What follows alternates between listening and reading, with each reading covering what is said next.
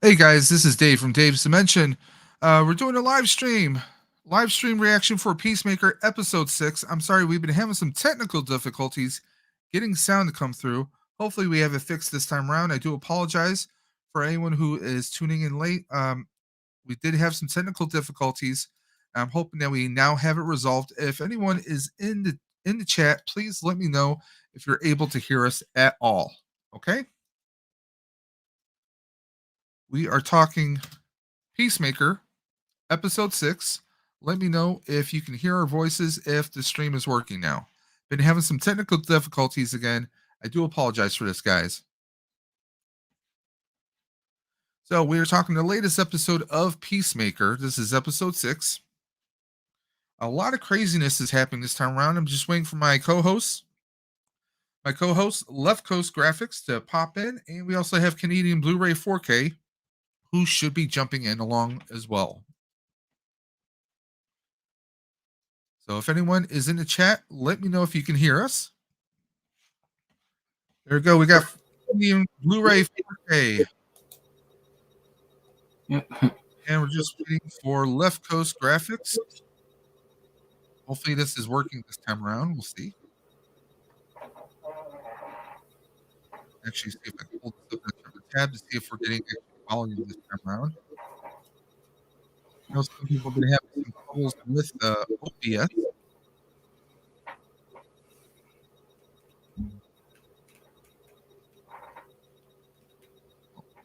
Anyone here? Nice. I still yet to get a figure. I'm kind of holding off. I think I might get the one I was showing just a little while ago. Yeah. Yeah, I got the whole wave. Oh, the whole set of Suicide Squads? Yeah. Hold on, guys. I'm gonna do a little test. Go ahead and talk. I think what they should have done, because I know how they did the one without the helmet. Yeah. And also the other guy without his helmet. Was it Bloodshot? Oh, yeah, that's correct. Yeah. Yeah. I'm surprised they never did one of Ratcatcher. Now I want Vigilante. Yeah. And a little green ninja guy. I think they should have done one of the Ratcatcher character, since she was one of the main. I don't think the audio is working. Yeah, it's not working here either for some reason.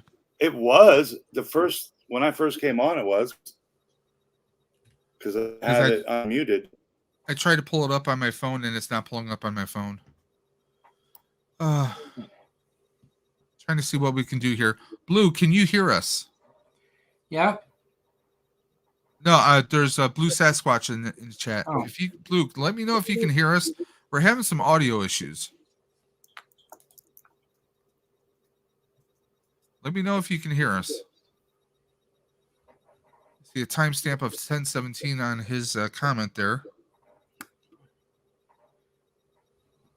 Yes, sir. He says yes. You can hear us. Okay. You have like 3 streams going. I'm a little confused. There's no audio on mine right now, and I have it open on YouTube. No, I just have the one. Should only be the one stream open. I'm going to go and clear this up. Yeah, you do. You have 2 open right now. Okay, I'm going to have to close those. Sorry about this, guys. That's all good. I'm live before. I haven't had this issue before. I'm a rookie too. Not saying you're a rookie, just I'm a rookie. I'm going to purge those 2.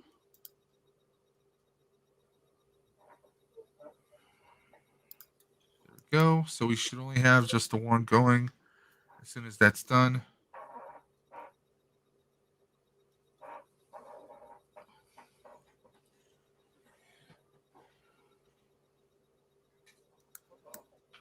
I'm refreshing everything right now.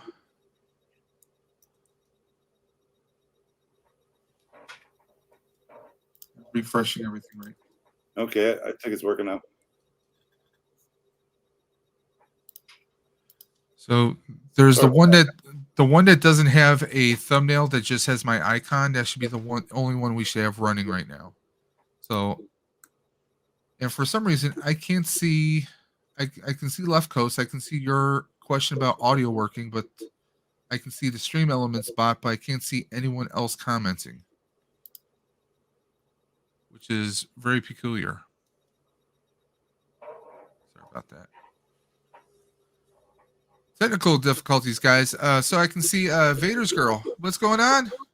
Yeah, I see. We're just so let's try and roll with the show. Also, I have a stream elements bot, part of the stream elements, and that might be preventing people from showing up in the YouTube chat, possibly. Let me see if I can fix that. So sorry, guys, a bunch of technical difficulties here. Possibly. Let's see if I can. So we were trying to talk about Peacemaker. For Peacemaker episode 6, we've been having some technical difficulties, so I apologize if the video is not looking the greatest. If some of the quality is a little less than par. But let's get this going. Let's keep going with this. Really annoyed that the chat is not showing up in the YouTube chat here. I can see it in my Streamlabs, but that's about it. Apologize for that, guys. Let's keep this show rolling since we are. Tina, can you hear us? That's girl. I'm just waiting for a response. Tina, can you hear us? I feel really bad about this too. Yes. Girl. Yeah, it's working. I heard it on my end. Okay, so let's just keep this going. We are. Let's see here. Come on. Let's get this rolling. That's not what I wanted. Let's do this. There we go. We'll do that. So, yeah. Okay. Fantastic. We had some technical difficulties. We had to relaunch the stream a couple times through different few ways. So, got to work on a few more things. Peacemaker episode 6. Now, Blu-ray. I know you haven't seen it yet. You said you had off camera. You said you had something that you wanted to bring to our attention and get our opinion on it. Yep. So, okay, you know how last week's episode they fought that gorilla. Yeah. Yes. And how he had one of those things in his head. Yep. What do you guys, because I heard this from another channel I watch. What do you guys think about the possibility of the eagle having one? Oh, eagly. Well, maybe not yet, but it could happen, I guess. I mean, like right now, like maybe. I mean, Anyone could, right? Peacemaker could, for all we know.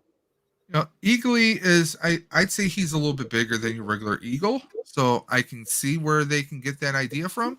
But also, I mean, eagly shows genuine concern for Peacemaker. I mean, I would be pissed. I mean, that would really suck. But I mean, it all depends. And also, if that were the case, would it be an evil butterfly? Because why would the butterfly be helping out Peacemaker and the other humans? So, if it were, I could see it being a. I mean, or are we possibly predicting something that's going to happen later? For sure, I think it's possible. Yeah. Murn gets hurt, so his butterfly maybe goes into eagly to maybe save eagly, because we know that obviously the butterflies give their human hosts enhanced strength and reflexes. Yeah. Like I think that green ninja guy is infected with the butterfly. And where is he now? Well, we see a little scene at the end of the episode. So. Spoilers. The after credits in this one? Yes. It shows the sheriff, right? Yeah. Well, there's kind of like an outtake or an alternate scene with the sheriff at the end, but we don't want to spoil anything for Blu-ray here. But yeah, we're definitely going to see more of him. And it just dawned on me watching this episode, the sheriff was actually in the dance intro. I'm like, wait a minute, That was him. I just never noticed it until now. And I think there's one more character in that dance intro that we haven't seen on the show yet. I could be wrong, but I think there's one more. We get the two detectives and the captain, right? We even get the janitor. Yeah, the janitor and the old man neighbor. Yeah, the old man neighbor. So, and the only other person you might not be recognizing is I always butcher her name. What's her name's wife? The wife. So maybe that's what you're thinking of. There's her. There's the female cop, the male cop, and now that captain. The captain cop. The captain is in there. But I don't think he was in the captain's uniform. I'm gonna have to go back and see if. I don't think it's changed. Yeah. I don't think they've edited that opening scene. So I guess he was in that captain's uniform the whole time. But we just didn't really notice or make out his face because the other two are in front of him. So yeah. Maybe it is everyone then. I can't because I can't. And the girl's in it. And, but Murn. I mean, as far as the thinking Eagly is, well, here's the thing. What if years ago there was a butterfly that went into Eagly, and maybe that's how Chris and Eagly somehow came together. Maybe it's really a good butterfly that is watching over him. Or I mean, this is DC, so anything is possible as far as time travel and anything else. Who knows? It could be a butterfly with foreknowledge that Chris would grow up to be a Peacemaker, and Peacemaker would play an integral part of the whole thing. We don't know. Yeah, and we kind of got Peacemaker's origin story in a quick flashback. Yeah, and I mean, obviously Peacemaker is a butterfly magnet between the girl he hooked up with in the one episode, and also, I mean, do we think? Okay, now that Goff is, well, I don't want to spoil it for Blu-ray, but certain events happen already, and it seems like Goff is maybe back to his or her or its true colors again, or at least it appears that way. But I have my own little theories. I mean, so I'm also confused with that too. Like if that butterfly that Peacemaker had in a bottle, who drew that peace sign tonight, in the bottle, and they're asking it the yes or no questions, 1 tap for yes and 2 taps for no. Yeah. I thought, okay, the butterfly's good. It's a good guy. But now I don't think it's a good guy. So it is getting me a little bit wondering, which is there a good side? I don't think there is a good side. No. I just think Blu-ray, do you mind if we talk spoilers? I'll sign off. Okay. Because anything that Rick and I want to discuss, it's definitely spoilers. I don't want to ruin it for you.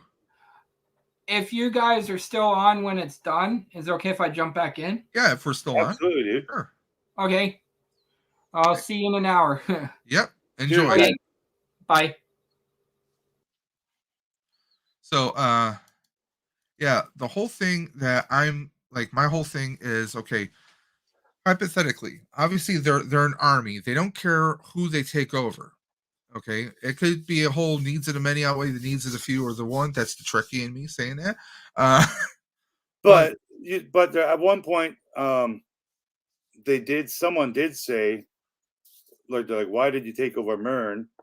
And Murn explained, Murn, the butterfly, explained, oh no, this is a bad person. I knew this I wanted to take over this person. So there's that too. Like that was said by an alien. That he saw so much darkness in this human, and maybe it was possible for this human to redeem themselves, but maybe it wasn't likely. So he wanted to take obviously someone who he knew was capable of all these dark and evil deeds, and maybe try and do some good. So maybe I think we'll have to kind of see we'll have to see what happens with all that. So it's going to be interesting to see what actually happens. The plot twist better not involve Eagly. Thanks, Daniel, for bringing that up. Well, I mean that's kind of the whole thing. Like we're all at the point that if anything happens to Eagly, we're going to riot. We are going to riot. We're going to riot minutes after. after we finish watching the episode, of course. It's going to be like me with The Walking Dead when we thought Glenn was dead by the garbage dumpster for a few weeks. Now, I was wondering too, is there a DC character called Kite Man? That John yes, Cena there is. There really? really is. Yes. Because the kid's like, yeah, but what about like Gravity? That is not BS. There is actually a guy named Kite Man. You can actually look him up. Yeah, I just found him. I just did a little quick Google. That's pretty funny. Yeah, I mean, it's you can't make that up, unfortunately. But I made a little list of little nicknames he called the kids here. We got Chubster, we got gender swapped Alfred E. Newman, we got Urkel, we got the Canadian Tuxedo, we got the Rubik's Cube champion of 2025. Yep. And I think the girl who said you might be my dad, I think he called her Piscadios. Might have been something like that, yeah. But I laughed there. That was my good laughing scene early on in the show. Yeah, it was kind of fun to see that, but I'm just like, okay, kind of weird that they would like the janitor would be like, yeah, I want you to pretend to be the uncle of my daughter. I'm like, yeah, I can see the resemblance, but So he knew that guy from the hospital.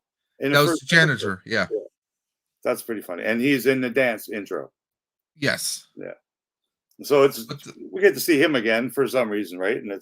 And the kids were all great. Like they're very well cast. They were clever and smart and they were great. Peacemaker, though, I mean, it's like the whole. Remember we talked last week, and I kind of had the theory that, oh, what if this diary is really a plant? It was a plant, and it was a plant. Yeah, and now we saw. Well, I mean, like it wasn't a real diary by Peacemaker, and supposedly it's all about him believing that there are aliens. So obviously, I think here's a crazy theory: could Waller be a butterfly? I think absolutely anyone at this point could be a butterfly. And I mean, we saw in the one episode, was it 2 episodes ago, that the map expanded to show all the butterfly locations across the world. Right. Here's the question too: like, if you were a butterfly and you eat that, that succulent honey, whatever it is, would you still eat like a bag of Cheetos or a hamburger? Like, would you still eat normal food too? Because that's why I'm trying to wonder. Like, have we seen flaming hot Cheetos? Yeah, because now I'm thinking, well, maybe he's not a butterfly because he's eating real food. I mean, we have yet to see Murn drink a regular beverage or have regular food like everyone else. Because as far as like, they were all at a restaurant at one point. Yeah, I think that was more like a meetup. Actually, Murn wasn't there. I don't think Murn wasn't there because it was Table for Diebeard. It was Diebeard, Harcourt, Abadiah. I know I'm murdering her name. I keep saying Abadiah or Abadiah. Well, now we know the one girl's name is Amelia. Yeah, Amelia Harcourt. So, and obviously she's softening up to him because now he's opening up to her. Yeah, he's only 95% asshole now. Yeah, that's what she said. He's working his way. It's like Steve Urkel back in the day in Family Guy or Family Matters. I'm wearing you down, baby. I'm wearing you down. There's a good one-liner by him last week when she's like, "You can't take that big gun," when he's getting out of the truck, and he's like, when I'm finger banging you, I'm not using my pinky, kind of thing, right? Like, I'm not bringing a small gun to go to battle here, and I'm like, that was, oh my god. But just the whole, the whole episode was great. But like obviously we've seen like Cena just coming out for Peacemaker to just come out and say, "I don't want to kill people anymore." To me, that it wasn't just like, it wasn't just okay as far as the character, like, oh, he feels guilt. No, he doesn't want to kill. He doesn't want to be a killer, not necessarily because he doesn't want to kill people per se, but he actually wants to do good. Well, he said, I don't want to kill people, but I'm okay to kill aliens for all day. He'll kill aliens. So, I think it's more like he's always been a killer. His MO is, he would kill any man, woman, child, whatever, in the name of peace. Right? But I think he's realizing that, okay, he doesn't have a cadre of villains. You know, everyone kind of sees him as a D-bag, and maybe he wants to be a hero. And I think some of this is obviously let's be honest, he wants to hook up with Harcourt, obviously. Well, But of course. And I hope we do see villains in the future. Like if this show proceeds on for multiple seasons, and it's not all just as one. I could definitely see that happening, but I think it's good enough that it could be an episodic. Where I'm going adventure. Yeah, where I'm going with this is my theory is part of it is Rick Flag in Suicide Squad. Mm-hmm. He was basically killed by Peacemaker, but he called Peacemaker on his shit. We see the flashback in the first episode. Yep. Okay. Oh, you're nothing but a joke. And obviously that, killing someone who was on your team for one, that started to resonate in him. And I think that's very close to just like how he saw his brother die as a kid. That imagery kind of broke into something deep inside him, obviously. True. We've seen that at least twice now. Yeah. That flashback, right? So the flashback with Flag, and also, the hinting of how his brother died. That maybe in both cases too, he was defending himself, like to square that. Like he wasn't just out murdering people. I think his brother pushed him first, and then he pushed him back and fell and died. But like that, and also like, obviously he sees himself as anyone who can bang anyone, let's be honest. But the whole thing about like Harcourt, he obviously realizes that okay, this is going to be a challenge, and maybe like he's trying to see, is he trying to prove himself for her in a way, I don't think he's doing it for himself. I think he's, his character himself is developing along, like not just for us, but for himself as well, right? Yeah, definitely. Because the piano moment was actually quite cool. I did like that. And oh, that was awesome. I mean, I definitely want to see more of that somewhere down the line. We definitely have to have more of that somewhere. Don't know where, but we definitely should have some of that down the line somewhere. Well, I think we'll see our first villain in the next episode being his dad, the White Dragon. Oh yeah, that's who when he was that suit up sequence of like all his like minions and his Nazi hooker or whatever, wherever the hell she was, putting the suits. All he wanted to do was go home, have a shower, get his dick, get his duck sick, and kill his son. Let's go. Yeah, so but like the suit, we finally get the suit put on him, and let's be honest, Robert Patrick looks. Boobs? Why does this suit have like boobs? Pectile armor, I guess you could call it. Yeah, but he doesn't have pectorals. But he looks badass in it. Yeah, it's pretty. It's very Power Ranger looking. Like not the Vespa speeders, that costume Power Ranger looking. Am I wrong? No, but that's cool. No, you're not. It's comic book movie. I mean, the way the suit looks. I mean, obviously you see how Robert Patrick looks, and he's so up in the age, but he looks beefy as hell in that suit. And obviously, if you see did you see the little teaser for next week? No, not at all. Oh, he goes full on flying. He goes full on flying with like he's got like some jetpack or something built in. Oh no way! Really, he can fly? Oh yeah. Oh dude. Yeah. And by the way, I kind of picked up a shirt on TeePublic. This one, you can get this one if you want to. This is my one of my flag football teams we did for a turkey bowl. Yeah, I went. That's my last week. I went through your the TeePublic website, checked all the designs. My problem is, shirt's big because I'm a tall guy, so I'm technically a 3X, but I need the 4X for the length. For the length, yeah. Yeah, that's my problem. They just don't carry tall sizes. Yeah, they all got their specifics that they're good at. I think they all go up to 5XL in most cases for men. Women, I'm not sure the sizing works the same. Maybe it's 3XL. But that's the thing. You get like big guy like me. I mean, I get there's it's so wide, but it is. Oh what no, it is. I hear you, dude. I'm a double XL, and but I can get away with wearing bigger. I can't get away with wearing smaller. Yeah. Like if a triple XL would be like a dress on me. So I'm waiting for the Peacemaker shirts to start popping out all Well, over. I'll talk to James. James, pop on here and answer some questions for us. Because now I want to draw Peacemaker as a retro action figure. What else did he say? Peacemaker's dad was making fun of the Asian police officer, in her language. Yeah. And then she said to him, his haircut looks like she translated for him. Oh, what you actually said was your haircut looks like a donkey's shit on your head. And I thought that was perfect. She's really gotten it with the one-liners. Oh yeah. But I'm trying to think like what do we want to see? What do we want to see They're next? all dead. They're all dead now.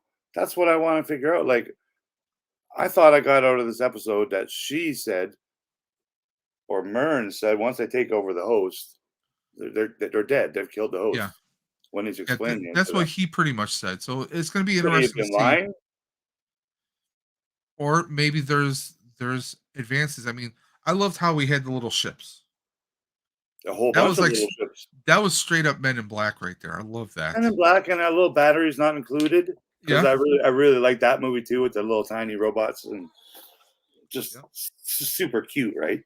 And then even the alien bugs aren't that gory and scary at this point. Like maybe when we see this cow that they're talking about, maybe I don't think it's a human cow or an Earth cow. I think it's a space cow, or maybe like grotesque. Well, they with like 100 cities or something.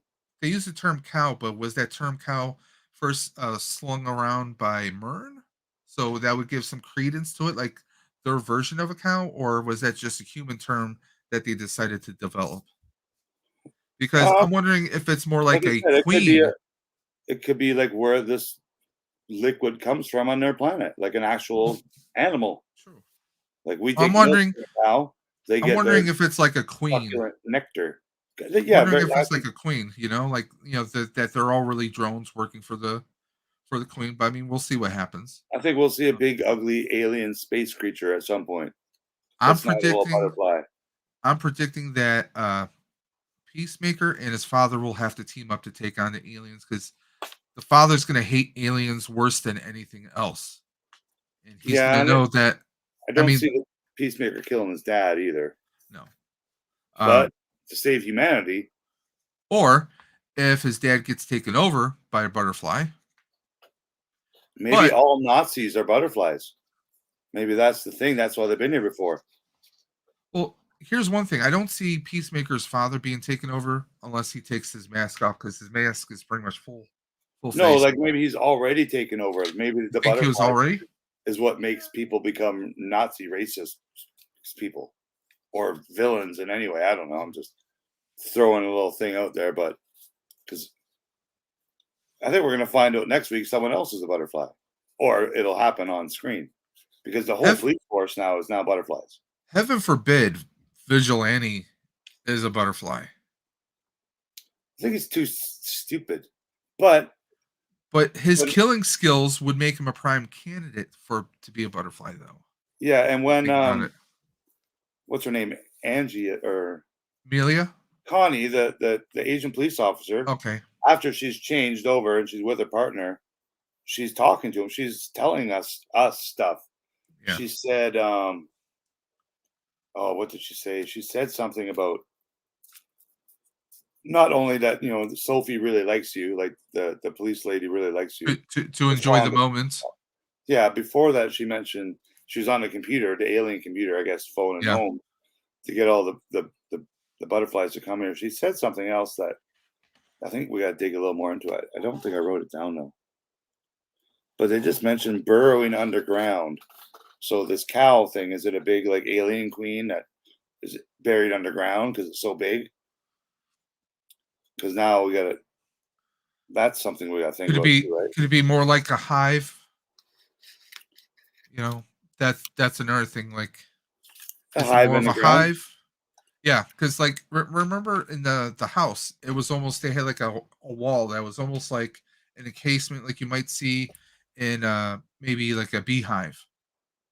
It was Yeah, all yeah. kind of crystalline and ambered, and that That's bottom a good way to seemed think about it. more like a insect kind of. I don't want to say like use the term beehive again, but more like a Because cone. they're not bee looking, but for sure it could have the same kind of reproduction system Yeah, and whatnot. Um, but do they like the color teal? Most importantly, like I was that's gonna bring that up, but you beat me that's to a it. key point. That's why I don't think he's an alien. But what I was saying, yeah, that Hey, Connie Rolando, what's going said, on? "Oh, we got to go catch Peacemaker and that chump." Yeah. So she thinks she already knows he's a chump. So does that mean he's a chump alien, or is he just really a chump? I think he's too dumb to be an alien, Well, I mean, unless a dumb alien if he's took him using the over. host's memories, possibly. Yeah, or a dumb alien took him over. But I mean, it's anything's possible.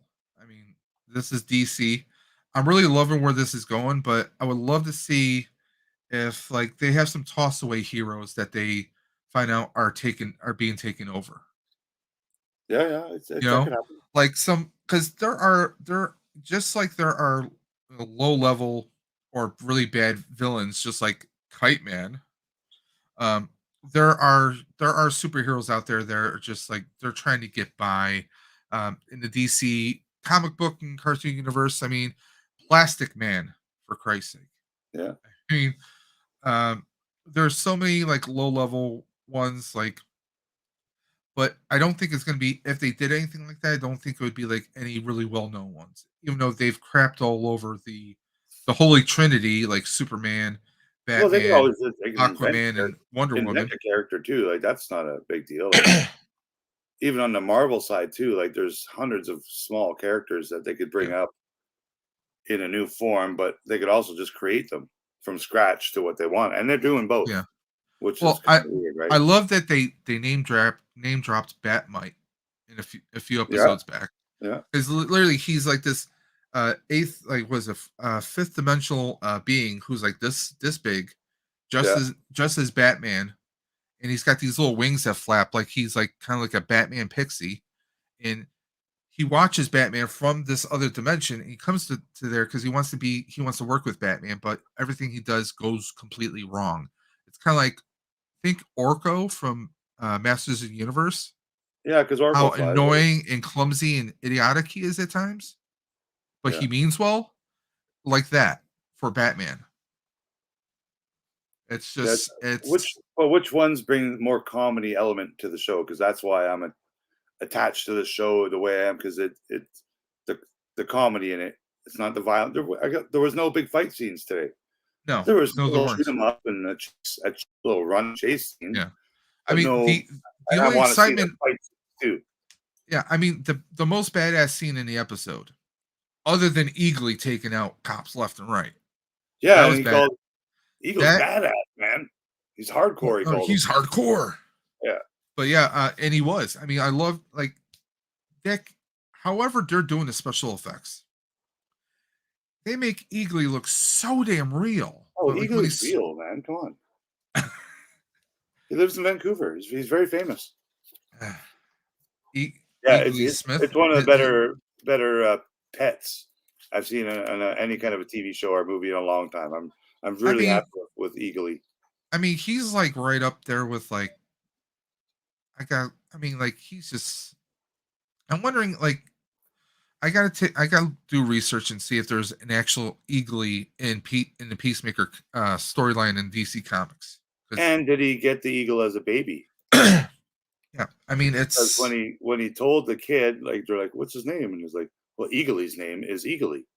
So it he has almost to think reminds me it's of an Eagly. it almost reminds me of a playoff of do you remember the old cartoon Blue Falcon? Yep, yep. And I think it's he actually had a falcon at yeah. one point. So that's what kind of I feel reminds like me of that, in a that way. Marvel, not Falcon. There's a Marvel Hawk Man or something. He's got a little red Well, bird as there is well. there is a Hawkman in DC, by the way. Okay, No, well, no, I I'm thinking of think whatever the Falcon Marvel had one. version is. Yeah, I think Falcon had one at one point in the comics years ago. But no, the other badass scene was when the female cop shows up with all the butterflies to hit the station. Yeah, that was like the other badass scene. But yeah, you're right. There was no like full on fight scene. No, there's a lot of people getting ate up by butterflies and stuff like that. Like all my favorite moments that I wrote down here, now that I'm looking at 5 of them all in a row, were all Vigilante, and just his little gimmicks, like him talking about, do you like the color teal, like to an alien, like it was so important. His ringtone, do you remember his ringtone on his phone? Yeah, Barbie girl. I'm a Barbie girl. They let that play for like 30 seconds. What else did he say? Well, or what about tossing, trying to get rid of Peacemaker's phone? Well, and before that, Peacemaker saw his Google search history. He's like, why are you Googling Taylor Swift's ass? Taylor Swift's sexy ass. Did he say sexy ass? Yes. And he's like, well, because I wanted to see Taylor Swift's sexy ass. So he was straight up honest about it, right? But yeah, all the funny moments have been Vigilante for this chapter, I believe. Casino was getting serious at many points during the show. He was getting angry at him. One thing I'm curious about is they didn't show us the cache of weapons that they found at Peacemaker's trailer, because remember the one cop that found the diary said, he says, yeah, we found a ton of weapons here too. It's like, we didn't necessarily see weapons, so where are these weapons, and how many weapons does he really have there? Oh, I'm pretty sure he's got weapons everywhere. And we saw him in one episode fill a bag full of weapons from his trailer. And considering who his father is, could he have some kind of technology, like maybe some super souped up weapons there at the trailer, or does he have a little compartment similar to his dad's lab that folds space in? I don't think so. I mean, it would be kind of cool. That'd be a hell of a way to stash go stuff. To his dad's to get his helmet when he can have his helmet at home. Then helmets, yeah. If he's not even going to wear them, well, because you left it at the station there.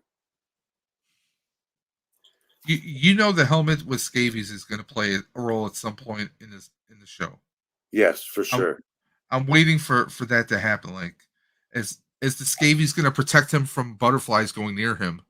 Who's the main bad guy now? I'm going to guess it's Murn. For some reason, I just think he's going to be the guy. Like, and everything he's doing is for him and not for humanity. Yeah. That's just my quick take on that, because like maybe he wants to foil the invasion, so that whoever's running the invasion itself, like if they fail, that somehow he by this person failing, like he steps up in a rank with his race or something. Is that what you're thinking? Well, and also like because the diary came up, and then the butterfly infected police went on the news and made an announcement saying, "Oh, we found Peacemaker's diary," and he talks about aliens invading Earth and stuff. Part of me makes me wonder, okay, is that the part they planted, or is there a chance that this happened when John Cena was a kid, like the butterflies arrived, or he had an alien experience previously, because he did with the Starro, right? Yeah. So that happened before this Peacemaker TV series. So, and maybe he wrote about that in his diary, but I don't think the diary's fake. I just think that maybe like he blocked it out, or maybe there was something that happened where he was forced to forget. Maybe another alien that was bad. Maybe another alien or someone made him forget. Like, has he killed someone else important, and he's trying to bury it because, like you said, he's killed lots of people in his past. A political person, a lot of guilt. Yeah, and they don't want that to get out. Curious. Like we're supposed to love him, but by the end of it, are we going to not like him because he killed Betty White or something? Like did something really horrible. Now, what I want to see is this. I want a flashback to when Murn became taken over by the butterfly. Yeah, I think it doesn't have to be a big scene, but because here's my thing. I want to see did this butterfly crash his ship on Earth and came across Murn at that time, or had he already been here? I want to establish some kind of timeline as to how long this butterfly has been on Earth, because he seems to navigate Earth pretty well for the most part. Yeah, they seem quite intelligent. I wouldn't take that away. It's just, But the whole fact, like, we're going back to the economist scene, where he's like, well, when he shares something with economists, and he's like, that's actually the first time I've actually shared anything. So it makes me wonder, like, how long has he been on Earth that maybe that's why he decides to be a good guy and to stop the invasion? I think longer than we think. Yeah. Maybe, I mean, for all we know, he could have been around when, like you said, when Peacemaker was a child. Maybe he saw Peacemaker and saw, something in him.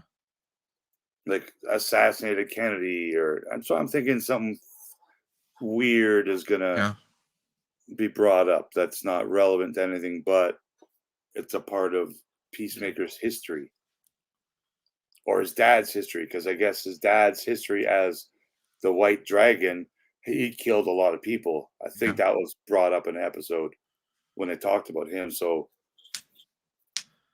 and he never got, I guess he went to jail for that, and he's already been released. I'm not sure, but maybe he never really got in trouble for that, because it's a secret. Because it's a secret identity. You mean Peacemaker? No, the White Dragon. Okay, his dad. Yeah, but maybe Peacemaker helped him, like White Dragon Jr. or something, like, and they killed people that they probably shouldn't have killed.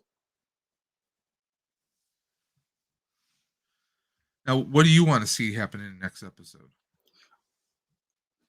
I'm kind of a little bit confused now, because basically every character on the show except for John Cena, his sidekick, basically, and three members on the team, or the four members, and him, are not aliens. Like everyone else is now at this point. Now, I'm gonna throw out a psychotic prediction. I mean, think about this. Why would I'm gonna call her Abido, the Waller's daughter. Can we see her wife get taken over by one, and that drives her to the edge, and she goes full throttle into the family business? Yeah, that would be devastating for that character.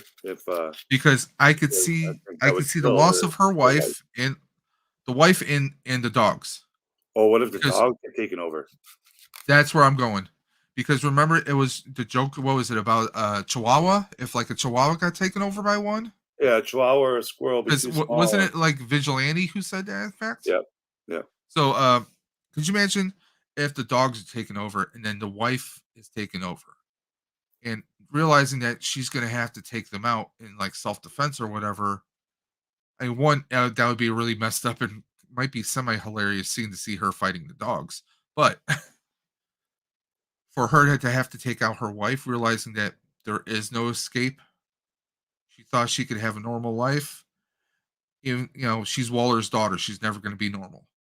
Yeah, that would be pretty devastating for, and that kind of like, that could be a driving force into season 2. Because if you notice, in the credits, you get John Cena first, and then you get her, Danielle Brooks. That's the actress who plays her.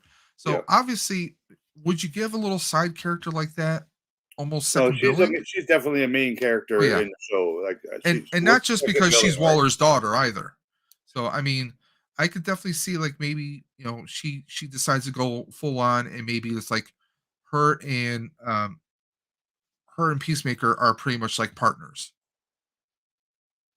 Because because they might be the only two left that aren't turned into aliens, right? Yeah, because obviously Peacemaker and Harcourt they're breaking down each other's walls. It's kind of they're kind of the will they won't they kind of a little bit of a vibe like that, and maybe it gets to the point where he's trying to be a better person, and she gets killed or she sacrifices herself to save him, of all things. You know, I think that would be a great character development for her because she showed in this episode, even telling her she's wife been how much growing. she cares about that big goofy guy, right? She's been growing because, like, she takes the picture when they're in the van. You know, she was all about being a loner, but then she takes this kind of like fun memento picture, and then like she's being nice to Peacemaker. She's making the dove a piece on a gun, even though she did it backwards. She accepted that her boss was an alien pretty easily, though, I guess, too. Like, And so when did the rest she, of the team. by the way, in the beginning of the episode, when she walks up, I swore that she was one. The way she was walking up, like, I thought, like, I'm like, don't tell, I thought they all were really. Because I think it was you or Dude mentioned that last week that, like, oh, what if she's one? And I'm like, son of a. And then we see her walking up. I was like, don't tell me she's one. And then she's like, no, I know. Now we're worried about Eagly. Eagly can't die. Vigilante. I wouldn't want to see Vigilante be. Die. You know, maybe he dies a heroic death. I could live with that. Yeah. Because there's plenty of other idiot little wannabe heroes out there that they could partner up and would just be as hilarious. You know? I do hope we see some characters that are colorful and, you know, like comic booky, like whether it be allies or like we got the White Dragon coming, right? His dad, obviously, he's like a very evil. There's Elongated Man. There's a whole there's a bunch of characters, good and evil, that we could see that have been explored in other DC shows that are not actively being pursued. So they're definitely going to pull from a Suicide Squad character. Well, first, Vigilante was actually Adrian Chase and Vigilante were actually two separate characters on Arrow. Because you had Vigilante, who was a former cop that he was affected by this meta wave that gave him his regenerative type power. Yeah. And Adrian Chase was Prometheus in Arrow. It was like a dark, evil, twisted version of Arrow, so to speak. Okay. So, I mean, they kind of put those together into one character for this show. There's a lot of different characters. We can have Mark Hamill played the Trickster in the 1990s Flash and in the recent CW Flash. Yep. So we can see a version of, maybe not Mark Hamill, but a version of the Trickster teamed up with, you know, a new iteration of Task Force X or Suicide Squad. I mean, there's a lot of different, there's Mirror Master, there's a whole, I mean, come on, give me King Shark back. I could somehow see, now that I watched the first 3 episodes of the Pam and Tommy. Yeah, it's like the same universe to me because it is funny with dick and fart jokes and Seth Rogen, of course, is on it. He's the executive producer of it, but I can see Seth Rogen being an actor in this Peacemaker universe. You know, kind of like Beard Guy is a good character, and all these different people are got their own character development going on. He just seems like the kind of actor that would suit this movie. Or how much longer is Economist Diebeard? How much longer is he going to live? Oh, come on! Because it would be hilarious. It would be hilarious if he somehow survives. Like the last one. You know, if like half the team, if it's only like Peacemaker, Abadoa, and him, if those are the only ones that survive, how messed up is that? I don't think so. I think because one of the cast is James Gunn's wife, I don't think he's going to kill her off if they do a season 2. I don't see that happening, and it's getting good feedback and reviews and stuff. Even though I'm sure he's already filmed the finale. If people get killed off, they get killed off. But I think. Like you were saying earlier, it is getting good feedback and reviews, and it's very positive, right? Well, it's all positive. I love how I'm seeing everyone talking about like, oh, John Cena's magnificent. Yeah, he is. He's amazing in this, guys. Why are you guys not realizing that? Oh, by the way, I came across some tweets or some news stories this past week. I want to pull them up here. Just hilarious. I mean, here's one. Let me see if I pull that up. Ice-T gives shout out to James Gunn for framing him for murder for Peacemaker in the previous episode. Yeah. Or here it is. Shout out to James Gunn for framing me for murder at DC Peacemaker. I love seeing that all these celebrities That's are good. enjoying. I hope 20 more did it too, like even Luigi and Mario. Yeah, but that's cool. All the little pictures of them. That's awesome. I thought it was hilarious because I watched the episode last night. Well, we see McDonald's, and then there's the burglar, the Hamburglar joke. Oh, the Hamburger joke. Yeah, he's describing the Hamburglar, and then when they walked away, he goes rubble rubble. Yeah, and that's when I clued in. As soon as he said rubble, I was dying. Hamburglar. I died after that. I'm like, that's hilarious. But I mean, come on, that's you got like you got Voltron here. I mean, he threw everything in there. I'm like, that's hilarious. There's another one here, by the way. And he replied to Dude's tweet the other day because Dude asked about that scene. He said, "Was that ad-libbed at all?" And he said, "No, it was all scripted." Ryan Reynolds. There's an Easter egg. Aviator Jin. Oh, perfect. Aviator Jin. I can see Ryan Reynolds, excuse me, actually making an appearance for no reason whatsoever. I can see him just working at Starbucks or something in an episode just because he's here as well, right? Yeah, I mean, and I think they are friendly. He is a Canadian.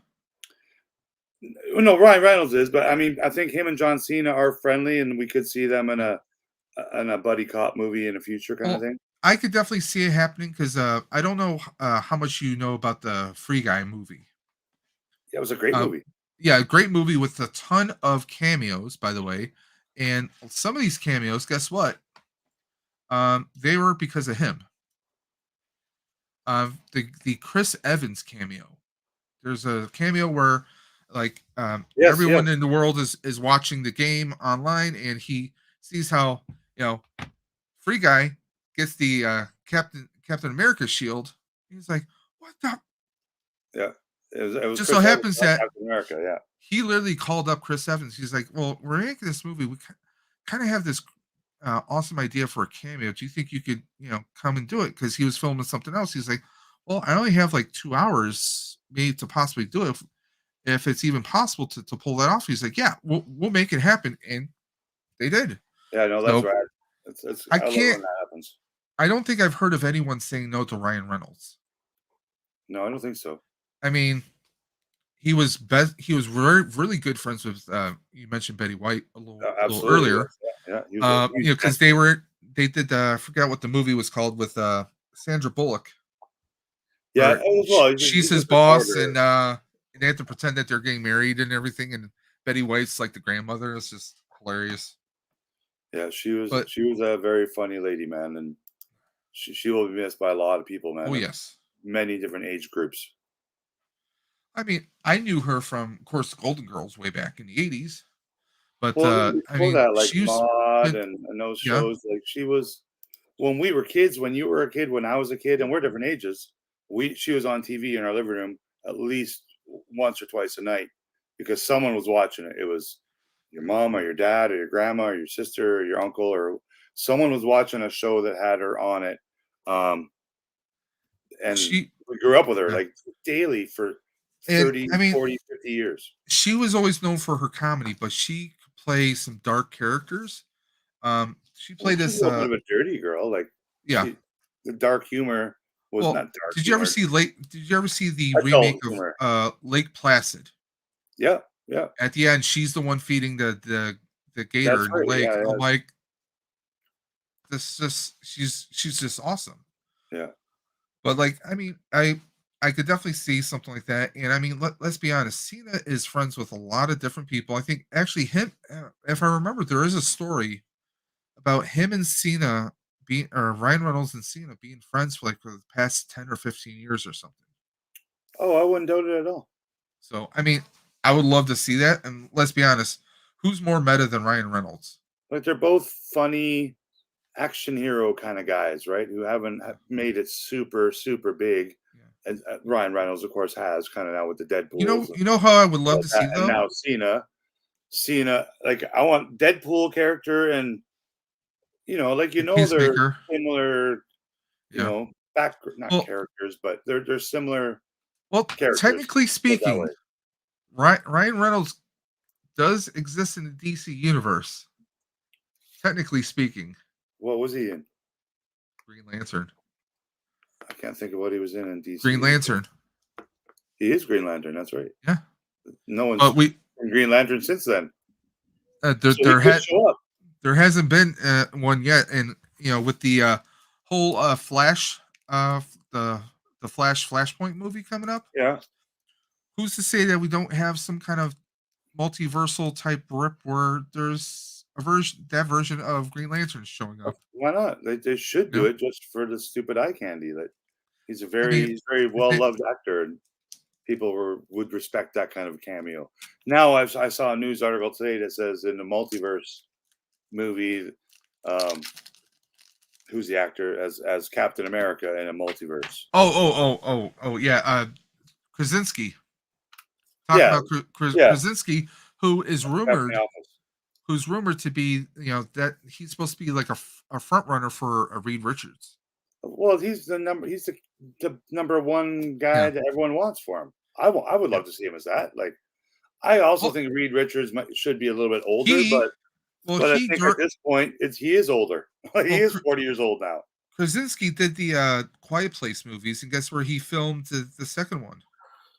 I'm gonna guess somewhere here in British Columbia, in America, Grand Island. Okay, right where I live. I live in the Buffalo, New York area, but I actually live in a place called Grand Island. It's a small little island off Niagara River, between like the Buffalo, North Tonawanda metro area and Niagara Falls. So you're almost in Canada. Yeah, literally. I mean, the border, you are in Canada. When there's no pandemic in the world, literally I could be in Canada in maybe like 30 minutes. That's cool. Yeah, I used to live when I lived in Ottawa. We get down to New York State in 30 minutes, kind of thing too. I mean, that's the thing. Like when there's not a pandemic going around, I mean, on the weekends, all the Canadians come over to do shopping over here in the States. Yeah. And usually the parking lots in the shopping malls are filled with bags and boxes because people don't, they're doing whatever they can so the customs don't hit them up, But yeah, I mean, me and my wife, we would drive into Canada, shoot over to Michigan. It'd be like a 4-hour drive because she's got family in Michigan. I mean, it's just under 4 hours for us to drive from here to Ohio to see her sister. We would go up to Canada, 4 hours, bam, drop into Michigan to see her family because she's originally from Michigan. So yeah, we used to do that all the time. I miss going over to Toronto and doing everything there. But did you get a dump of snow there this week? Like I think a lot of East Coast. We're getting some snow, but I mean I grew up with 8 feet in 8 hours type of storms. Oh, same. This is nothing. I grew up in Ontario, so I'm used to snow. Like it's I mean here in Buffalo, I mean you either get it from the north or from the west. Because we got Lake Ontario between us and Canada, Lake Erie between us and Ohio. So either one way or the other. But yeah, it's I'm curious to see what else happens. But going back, I know we're a little off topic. Going back to the Ryan Reynolds thing, you know who I want to see Ryan Reynolds co-star with? Bruce Campbell. I think those two would be kind of hilarious. Plus, Ryan Reynolds, there's no character, no movie or project he really wouldn't do. Whether it's making fun of himself, anything that's off the wall. And let's face it, Bruce Campbell is, his whole career is being a B or C movie actor. Yeah, that's, I kind of see it, but I also kind of don't see it because I think Ryan Reynolds is, I don't know. It's more like he's going to get The Rock or Whitney, just the most famous of the famous people to be his co-star. Well, if you look at it this way, the Multiverse of Madness, like that Red Notice movie. Yeah. Well, yeah, it wasn't the best movie, but it had good actors. It was fun. It was entertaining. It was very fun. Is it a blockbuster movie? No. Free Guy was really fun too, and it was. Free Guy was hilarious. It was during the pandemic that we got. That was one of the first new pieces of entertainment we had in 3 years. To be honest, like there wasn't a lot of new stuff coming out. No, and I love how he was joking about it, saying that Disney got it in a fire sale from Fox, which technically it did.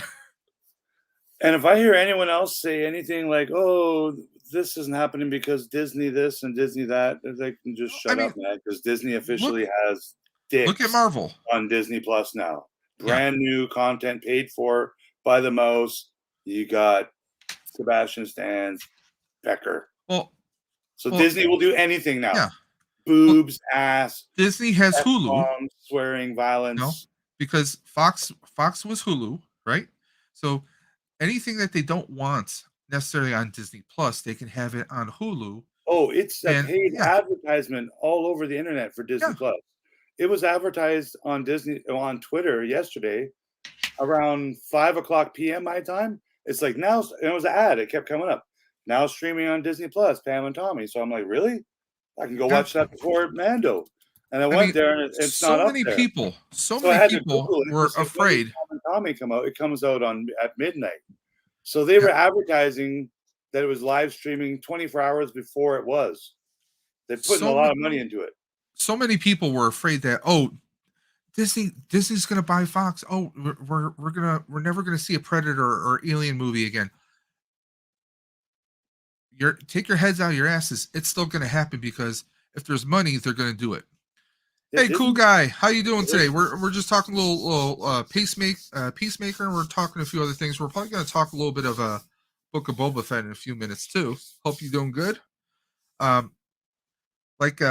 Disney, as long as there's a steady paycheck in it, to borrow a line from one of my favorite movies, as long as there's a steady paycheck in it, Disney will do. Stepdad is paying for everything. They're gonna. Look at Marvel. After seeing Luke Skywalker the other night, they're not sparing any expense on these shows. If Favreau only says Jurassic Park, spare no expense, $5 million in unmarked bills, Mickey Mouse will deliver a van with all that money in it. Like it would have. It's guaranteed. There's no chance. They're not going to fund. Look at Marvel. Marvel has not toned itself down. No, it costs money to make it's not money. Censoring itself. It showed with look at the Spider-Man movie, the most recent. I haven't seen it yet, even though I know all the Spider-Mans are in it because it's. Common knowledge now. That in itself was pretty amazing. That the fact that they got those three, but they took it to some really dark places. Yeah, that's what I hear. And also that's Disney playing nice with Sony. Okay, obviously they've done this relationship not just for 1 year, but 4 or 5 years now, maybe. Oh, it could be for life, for all we know. Maybe even 6 years. It could go on forever. They both want to make money. Yeah, but that's like there's an example years ago. Who Framed Roger Rabbit? Mm-hmm. That was a big deal for not the fact everyone sees. Oh, you have live action, you have animation. Oh, I appreciate that, cool guy. We appreciate the support. I hope you're doing. I know you said you're doing well. Hope you're having some good hunts. Hope you're getting some good finds. Hope you're staying well, staying healthy. Like I was saying, Who Framed Roger Rabbit? It was a big movie, not because they did animation with live action. That's been done for years. Okay, it was breakthrough though. It was. What I'm getting at is they had Warner Brothers and Disney. They had Tex Avery. They had all these different cartoon studios in the same picture. Mm-hmm. That was kind of the first time we really saw a crossover of sorts in a movie. And we got all these companies that you never thought would play nice with each other. They did. Yeah. Now we're seeing that with the big studios. Sony is still an independent studio. Until someone buys them. Yeah. Which it'll happen. Like it seems to happen a lot more now than it did 10 years ago, where all these Well, companies. like you got Amazon bought MGM. Amazon's huge now. Amazon built several very big studios here in Vancouver, but so did Sony. So does Disney. They all have them, right? Fox, the WB. Well, I mean, we have those. We have that Stagecraft, the volume. That's who's John to say Favreau. Vancouver's not going to be the next Hollywood? You know? Oh, it has been for 50 years. Hollywood North, like Rambo was made here. Like 80s movies were made here. But because we give tax breaks and we have a lot of people that work in that industry here, and have for 20s of years, that's why they can make stuff here no problem. The actors, the extras, the camera people, the grips, the prop people. Like I know people that do all these trades, and it's a huge business here. Maybe even bigger than, many places. Toronto is as well now. Many studios are there now too. They get tax breaks. Even Buffalo. I mean, the past couple of years, we've had 6 or 7 movies made in the past 2 or 3 years. Georgia's been very big for the past several years because they have incentives for filmmakers to come work there to support their workers. I mean, you go down south. I mean, look at is it Virginia? I think where The Walking Dead. All The Walking Deads are pretty much made. Yeah, it's smart. It's smart for the states and the provinces to do that, to offer these tax breaks for one of certain businesses that don't pollute the environment and offer jobs to thousands of people. Well, the past couple of years, I mean, we had A Quiet Place 2 was filmed right on Grand Island Bridge. That's cool, believe it or not. Chadwick Boseman, one of his last movies was filmed here. Oh, okay. Marshall. Yeah. So I mean, we've been getting a lot more movies. Was it Guillermo del Toro was doing some scouting for different parts of our area, like this past summer or fall. So I mean, there's people are forgetting that. I mean, Buffalo has a lot of architecture, a lot of architectural history here. I mean, it's kind of cool to see some of that happening. Yeah, I was looking online yesterday to see what's currently filming in Vancouver, and there's probably 30 plus TV shows being filmed because the winter is not a big time for filming movies, for whatever for obvious reasons, right? Even though we really don't have winter here, so it's a very season long, all year long kind of industry. But they just recently, over the past year, opened up again due to restrictions with COVID and all that kind of stuff too, right? So and of course, every single person working in this industry, I'm pretty sure, has to be vaccinated. So, like, if Tom Cruise or I don't know, I can't name an actor, but you mean Iron Man? Canada to film a movie, she's not allowed. And I think she was supposed to film 2 movies in Alberta over the past year, and she didn't. She had to go film other movies in the States because she's not vaccinated, and you're not allowed in Canada. Which is weird. You're not allowed in the States either without being vaccinated, but yet you can stay in your own country and unvaccinate yourself. So, was it Evangeline Lilly just came into the news recently about she was at a anti-vax protests. Not that we're getting political, but you're starting to see more people coming out saying, "Well, I'm against this." And I mean, she said something out loud. Yeah, a lot of people. I mean, everyone's entitled to their own opinions and thoughts. But you gotta realize, okay, if you're a celebrity, you have to. Let's be honest. You got to be mindful of what you're saying and your appearance, the visuals that you're presenting, because that can make or break your career. Gina Carano spoke out,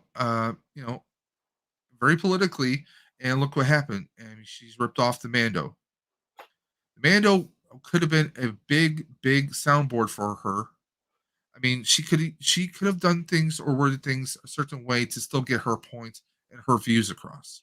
I think she's still got a chance to not be this big cancel thing that she's kind of happened to become. It's unfortunate, everything that's happened, and I do think she's I think she's awesome. She's a smart lady. She'll get a break. She'll get a break some way or another, and it could be from the same people that wear the mouse ears. You never know. Never say never, right? Like it's. Well, I mean, enough kind of all split up about it, but enough money, and I'm sure it could happen. But I mean, it's the whole. I'm not going to get into the cancel culture thing, but it's you kind of have to be mindful of the visuals that you're presenting, especially when, let's face it, the industry is not making movies and TV shows as much as they were because of everything going on. They have to be mindful of these restrictions, especially some parts of the country. Everything's being cranked up again. The cases are starting to increase again, so you got to be mindful of that. But I mean, it's definitely something we'll have to see. And Gina Carano, all of this Peacemaker show was filmed during the pandemic, like over the past 2 years. So like every time they're not on being filmed, they're wearing a mask. All the cameramen are wearing a mask. All the people are wearing masks. You see it on well, even with TV, like a lot of shows that are filmed in New York City.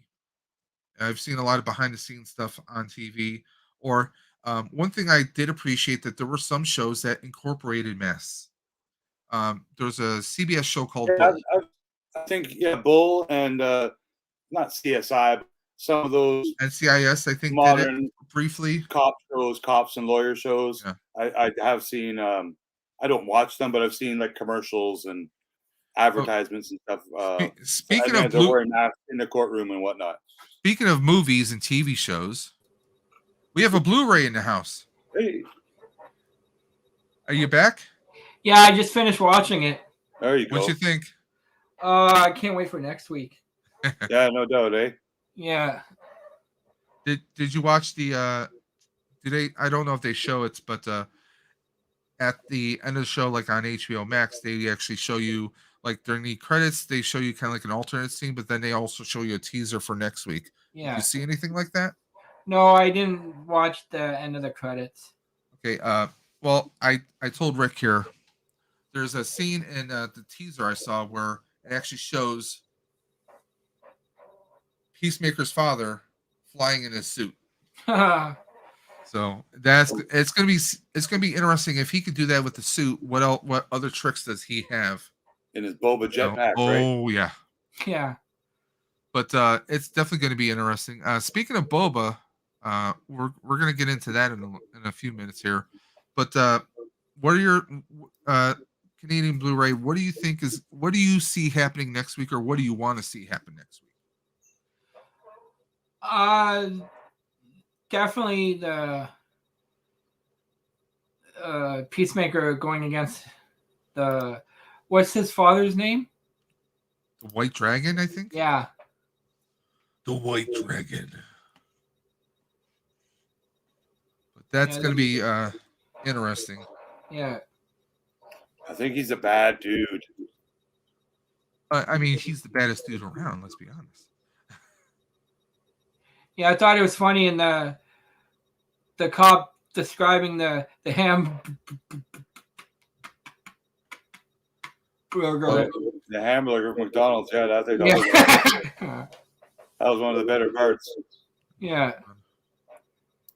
So here's some pictures of the White Dragon in the comics. Oh wow, eh?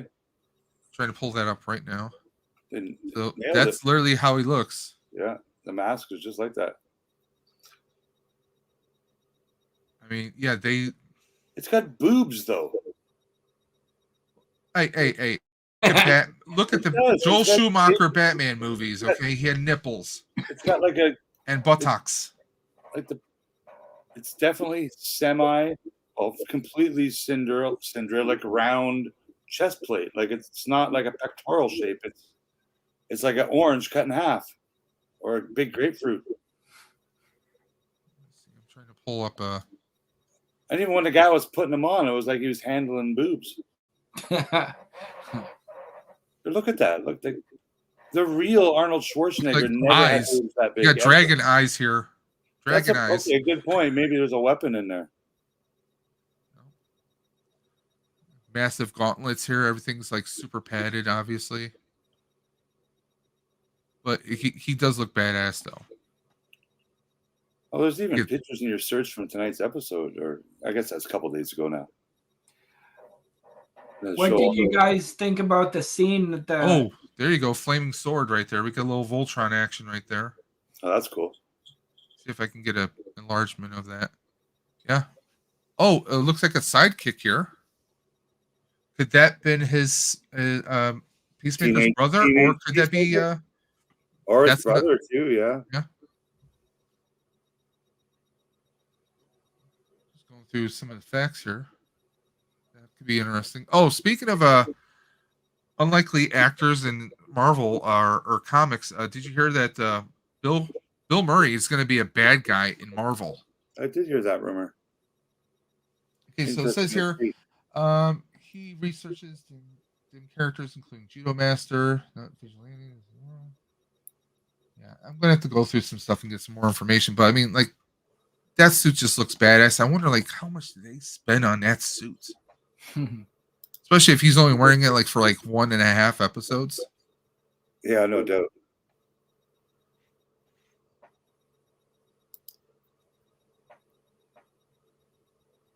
Oh, that's something else. Okay.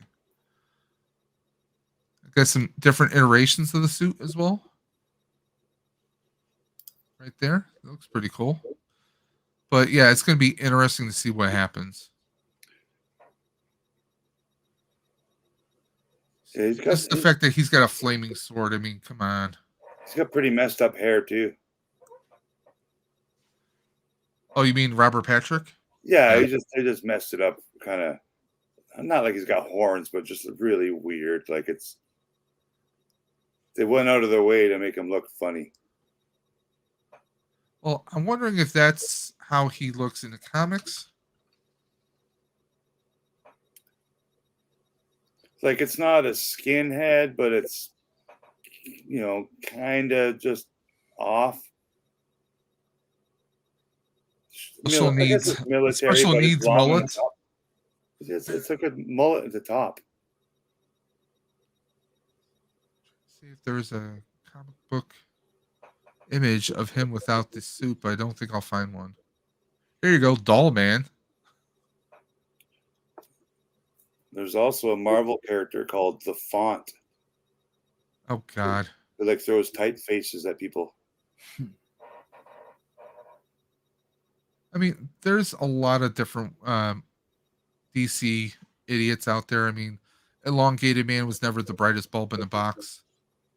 There's a few other. Yeah, I saw this on Lego.com. Yeah, they had this. Luke's the Dark Trooper. They got the Dark Trooper. I like that Luke's helmet. It looked pretty good out of those three. I don't have any of those yet, but yeah, they're not bad. It's a pretty cool line to collect. This doesn't look bad. There's a lot of people who do light kits for these. Well, they look good on display. Yeah. Oh yeah. Well, yeah. See if I can.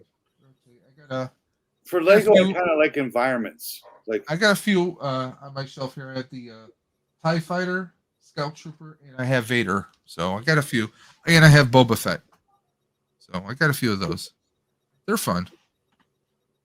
Takes about maybe 2.5 hours to put one together. Yeah, the last thing I built was I don't see it here now, but my Bandai R2Q5 Astromech, and that took me 3 hours. Okay, I've been thinking about doing some of the Bandai stuff because I do the Gundam kits. Don't get an all black one; it's so hard on the eyes. I could barely. It's so hard to see. Well, and I have my little lights here shining and everything. And the Vader one was kind of taxing on me, but I was looking at doing this one, even though it doesn't exist anymore, technically speaking. Razor Crest, because it got destroyed in the show. Oh, I was looking at this one. It'll be back. Now I'm interested in a Naboo Starfighter Lego. Oh yeah, or even a model kit. I'm sure it's already in the works. Pretty cool. Hasbro, just don't do a HasLab of it, please, because we know it gets destroyed if they do. I have a theory now. Those the mod kids, and with Book of Boba Fett. Yeah, I have a feeling they're gonna modify one of Jabba's skiffs. Sure, why not? That would be pretty cool. That's their thing, and I noticed when Mando showed up there's still 4 or 5 of those skiffs parked in the garage. So I'm like, maybe the mods are gonna ditch the scooters, and that's what I was kind of like hope and put mirrors all over it. that's what I was kind of hoping. Like, he shows up. Like he goes to Jabba's palace, or should I say, Boba's palace now. And there's like a Razor Crest all the way in the back or something. He's like, "Hey, got one here. I said I would do this for nothing, but can I maybe get that ship?" Because I mean, sure, the N1 fighter is it's cool. It's all revved up. It's a Fast and the Furious kind of fighter, right? So I get that. But let's be honest. Comparing that fighter to the Razor Crest had the carbonite machine, so he can encase his bounties in. It had a toilet. He had a place to live. Yeah, he had a toilet. He had places to sleep. Yeah. He could have a galley. He had storage for his weapons. Let's be honest. I mean, that's kind of like the Slave One has a lot of that as well. Yeah, it has all that, I would think too. But yeah, I think I like seeing new ships. Hopefully we see at least one more new spaceship in the Star Wars universe next week. But I loved the episode the week before when Mando is testing out the fighter. Yeah, and he's getting pulled over, and I keep forgetting his last name, but the actor's name is Paul from Kim's Convenience. Yeah, Paul's son. Yeah. And the other actor is the actor who portrayed Luke Skywalker. Portrayed Luke in the last season. Yep. Or in Mando. But I love how he's like, as soon as Mando hits the overdrive, the hyperdrive, and just leaves him in the dust, he's like, "Do you really want to do that paperwork?" Yeah, exactly. Like real police work. Yeah. But Paul's been making the rounds in the toy community a lot lately. Popping up on YHS and a few other shows, and just I love that he's a big collector himself. He's also in Vancouver right now making Avatar live. Yeah, I heard about that. He talked about that on a few of the shows. YouTube show every week where he opens up some hot toys. Yep. And he does a weekly show with a Canadian fellow toying around. Yes. He's in Toronto, so he does a show with him reviewing the Book of Boba Fett. So I've watched that a couple of times, and the week before he showed up, I was on there. I'm like, "Is this the episode you showed up on?" Just wink of yes, and he didn't comment. But I was trying to get him to spill the beans. Well, I love that he shows up again, because I think a lot of us like that character of his. It's a great character, and it's kind of nice to see someone who's kind of Joe Average looking, who's not exactly maybe 5'11" and maybe 189 pounds. Who's mostly who's perfectly because he's fit. Canadian. Yeah, we gotta show more Canadian love in the Star Wars universe. But I mean, don't get me wrong. The N1 fighter it's super fast. It's maneuverable. It's great. It's got the little pod for Grogu potentially, right?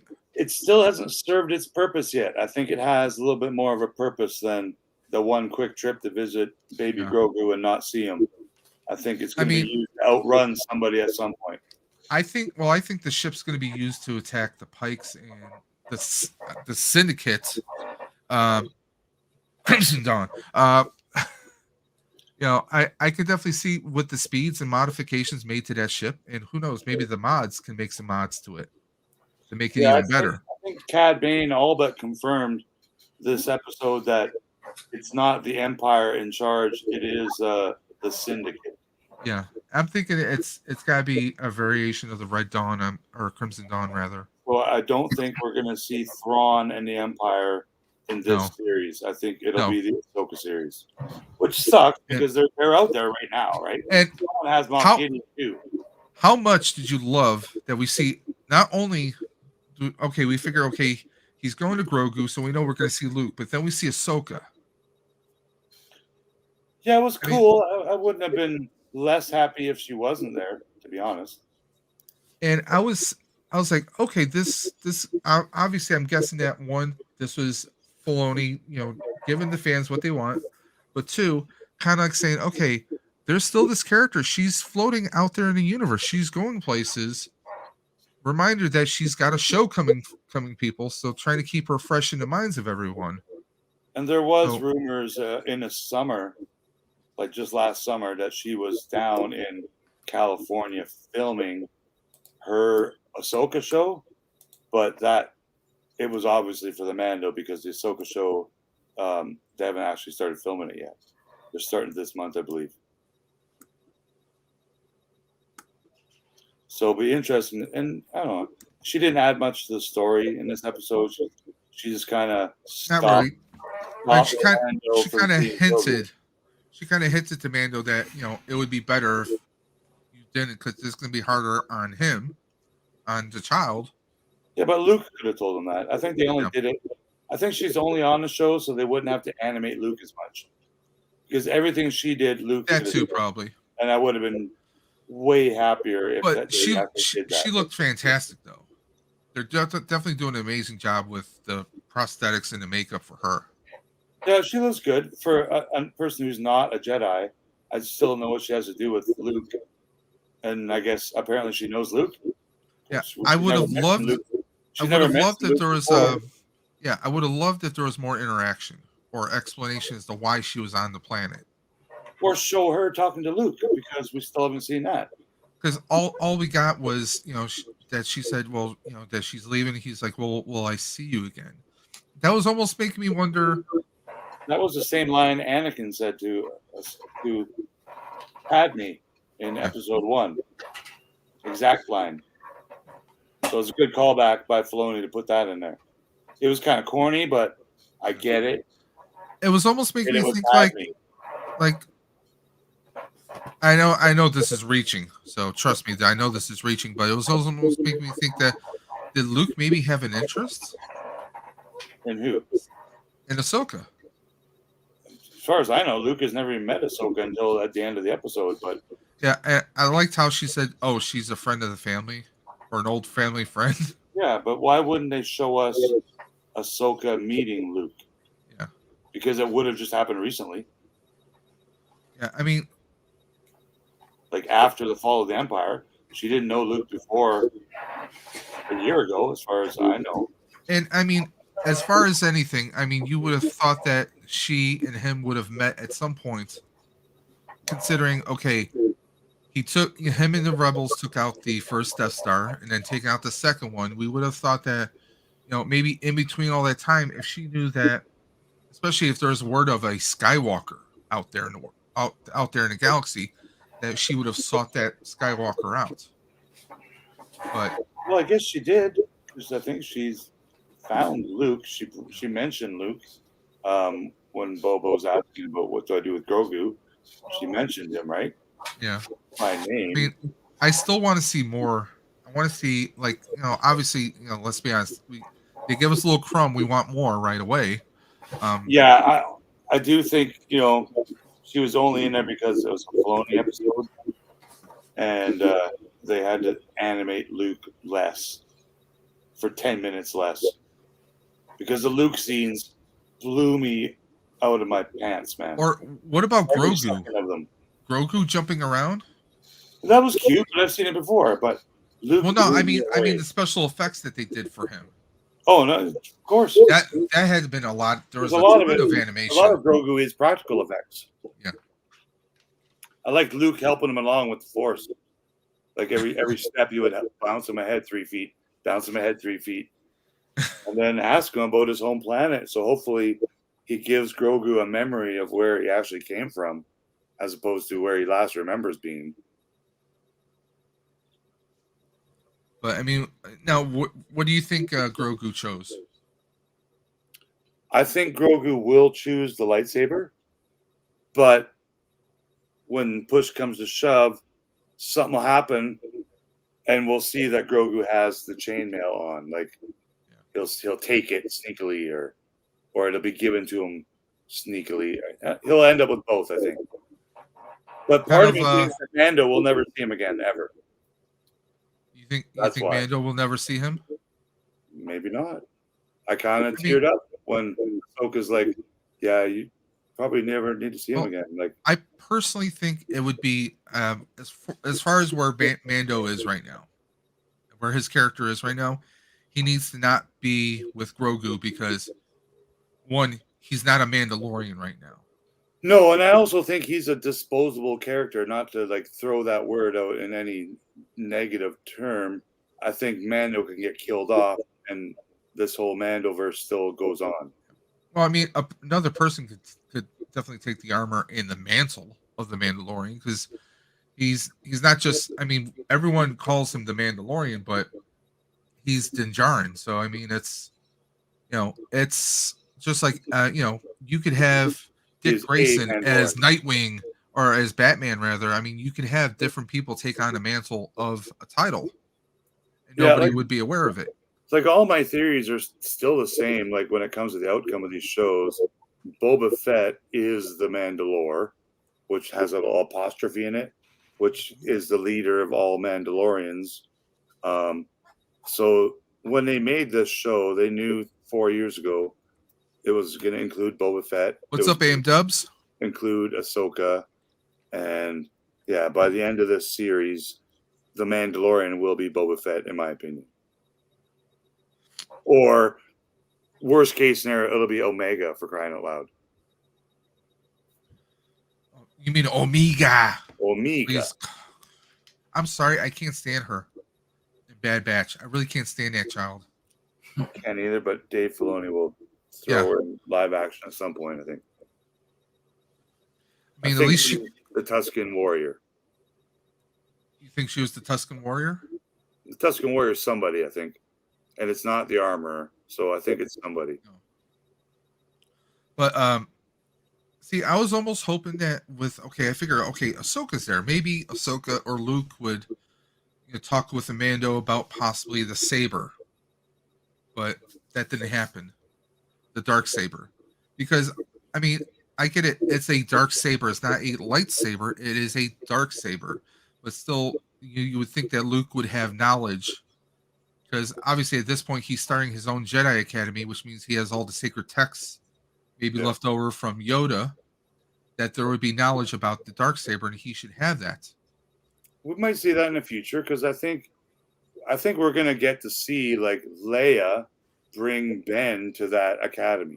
We're going to see a little more tie-ins to the sequels that everyone dislikes, but they're going to throw some cool Easter eggs in there, whether Ben's a little boy or a teenager, or it's Adam Driver CGI'd younger. I think we will see Leia, bring him to that exact place, because it's now complete. Now, I don't know if you heard, there's a rumor. Let me see if it's been updated yet on IMDb. Yeah, IMDb is, fans can update it. It's like Wikipedia, so nothing that's on there is accurate until it's after the fact. Because somebody posted Harrison. Yeah, and then IMDb deleted it, because that's what they're supposed to do. But yeah, every rumor that's ever happened so far has come true. So unless you can tell me one rumor that hasn't happened. Yeah, because I mean, I heard the rumor, was it maybe a month or two ago, about the Naboo fighter. I think I heard it, even a year ago when they filmed it. It wasn't a year ago. It was just in the summertime they filmed all this, right? I think so. But yeah, I definitely think we'll see Harrison Ford. I think we'll see Leia and Chewbacca as well. Well, if we get Chewbacca, if we get Chewie, I want him to take down Chris Anton. I want to see those two go at it. Going to end up in a duel against Bosk, and one of them will die. Yeah. Well, we still haven't seen how Boba Fett gets those scratches on his helmet. Yeah. It's still, and I don't understand, because it has to be a flashback at this point. Yeah, because for continuity reasons, it would just make so much. It would make so much sense. I mean, did he run into Bosk his first day back at Tatooine and scared him off? I don't know, but someone gave him that scratch on his helmet. Now, do you think she's dead? 100%. Yeah, she was 4 feet away from that bomb. Everyone in that bar, let's just call them dead. Everyone. Well, we've seen mods. Max Rebo lives because Cad Bane tipped him off. The blue guys got to stick together. But Max Rebo was 100% not there. I had to stitch together a couple of scenes, but you could see at one point the Bithin guitar player. I guess he's a guitar player now. He is right beside that droid, because you can see the droid's drums playing beside him. So in the previous episode, Max was in the middle. So Max wasn't there that day, which is great. Thanks, Dave, for doing that. I'm trying to think, is this the actor who played the voice or the actual actor who played the... That's the actor, because the voice was the same as the animation guy. Oh, no, maybe that is a voice actor. He is a voice actor, so that was him. So that's the guy who played... I think a different actor was in his costume, though. So they did the Luke method. Give us a physical actor. I thought Cad Bane looked really good, and it was a very, very cool... Do you think Cobb is dead? And Cobb is dead or just badly? No, he's not dead. He took a shoulder shot, and if you read the subtitles, they were kind of saying, "Let's bring him inside." I don't think he's dead, but the other guy's dead. The deputy's dead, 100%. And I want more Danny Trejo in here. I think we see him in the next Rancor scene, which I'm assuming is next week because it's the finale, right? I really hope they push it to an hour and a half to 2 hours. Yeah, they got to give us a nice good chunk, because I mean, it's great having 2 episodes of basically the Mando. Which, yeah, but it wasn't the Mando, because both these episodes were still all about Boba Fett. Yeah, and the people that haven't figured it out yet, and I'm calling you out as one of them, you will figure it out, because it's all been shown to us. If you watch the first 5 episodes more than 5 times each, you learn stuff like the armor has Boba Fett's mythosaur sigil on her toolbox. She also had the mythosaur skull above her little place from season 1. She mentions there's only 3 left in her clan, and that the last mythosaur is on Tatooine. So she's either talking about Boba Fett or she's talking about Omega.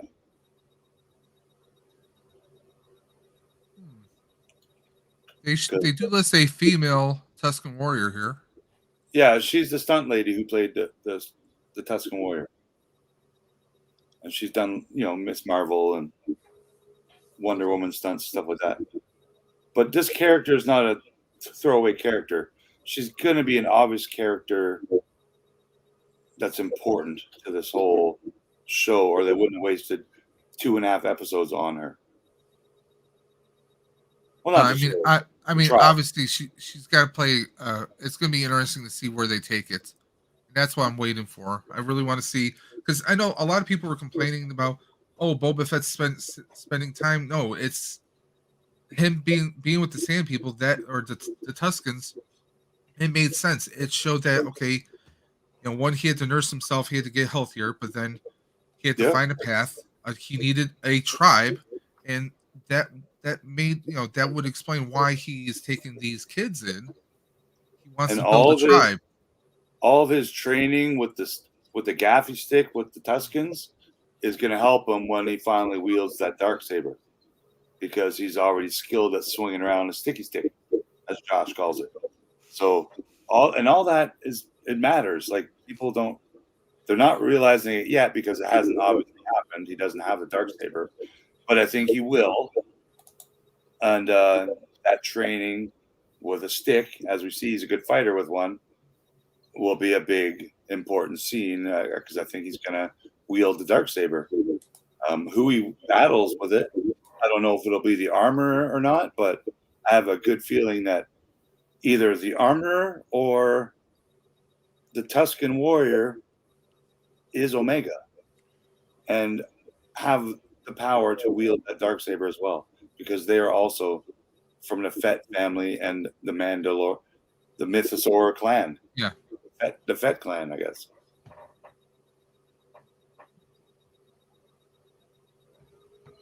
And I think Boss will be a bad guy like Cad Bane.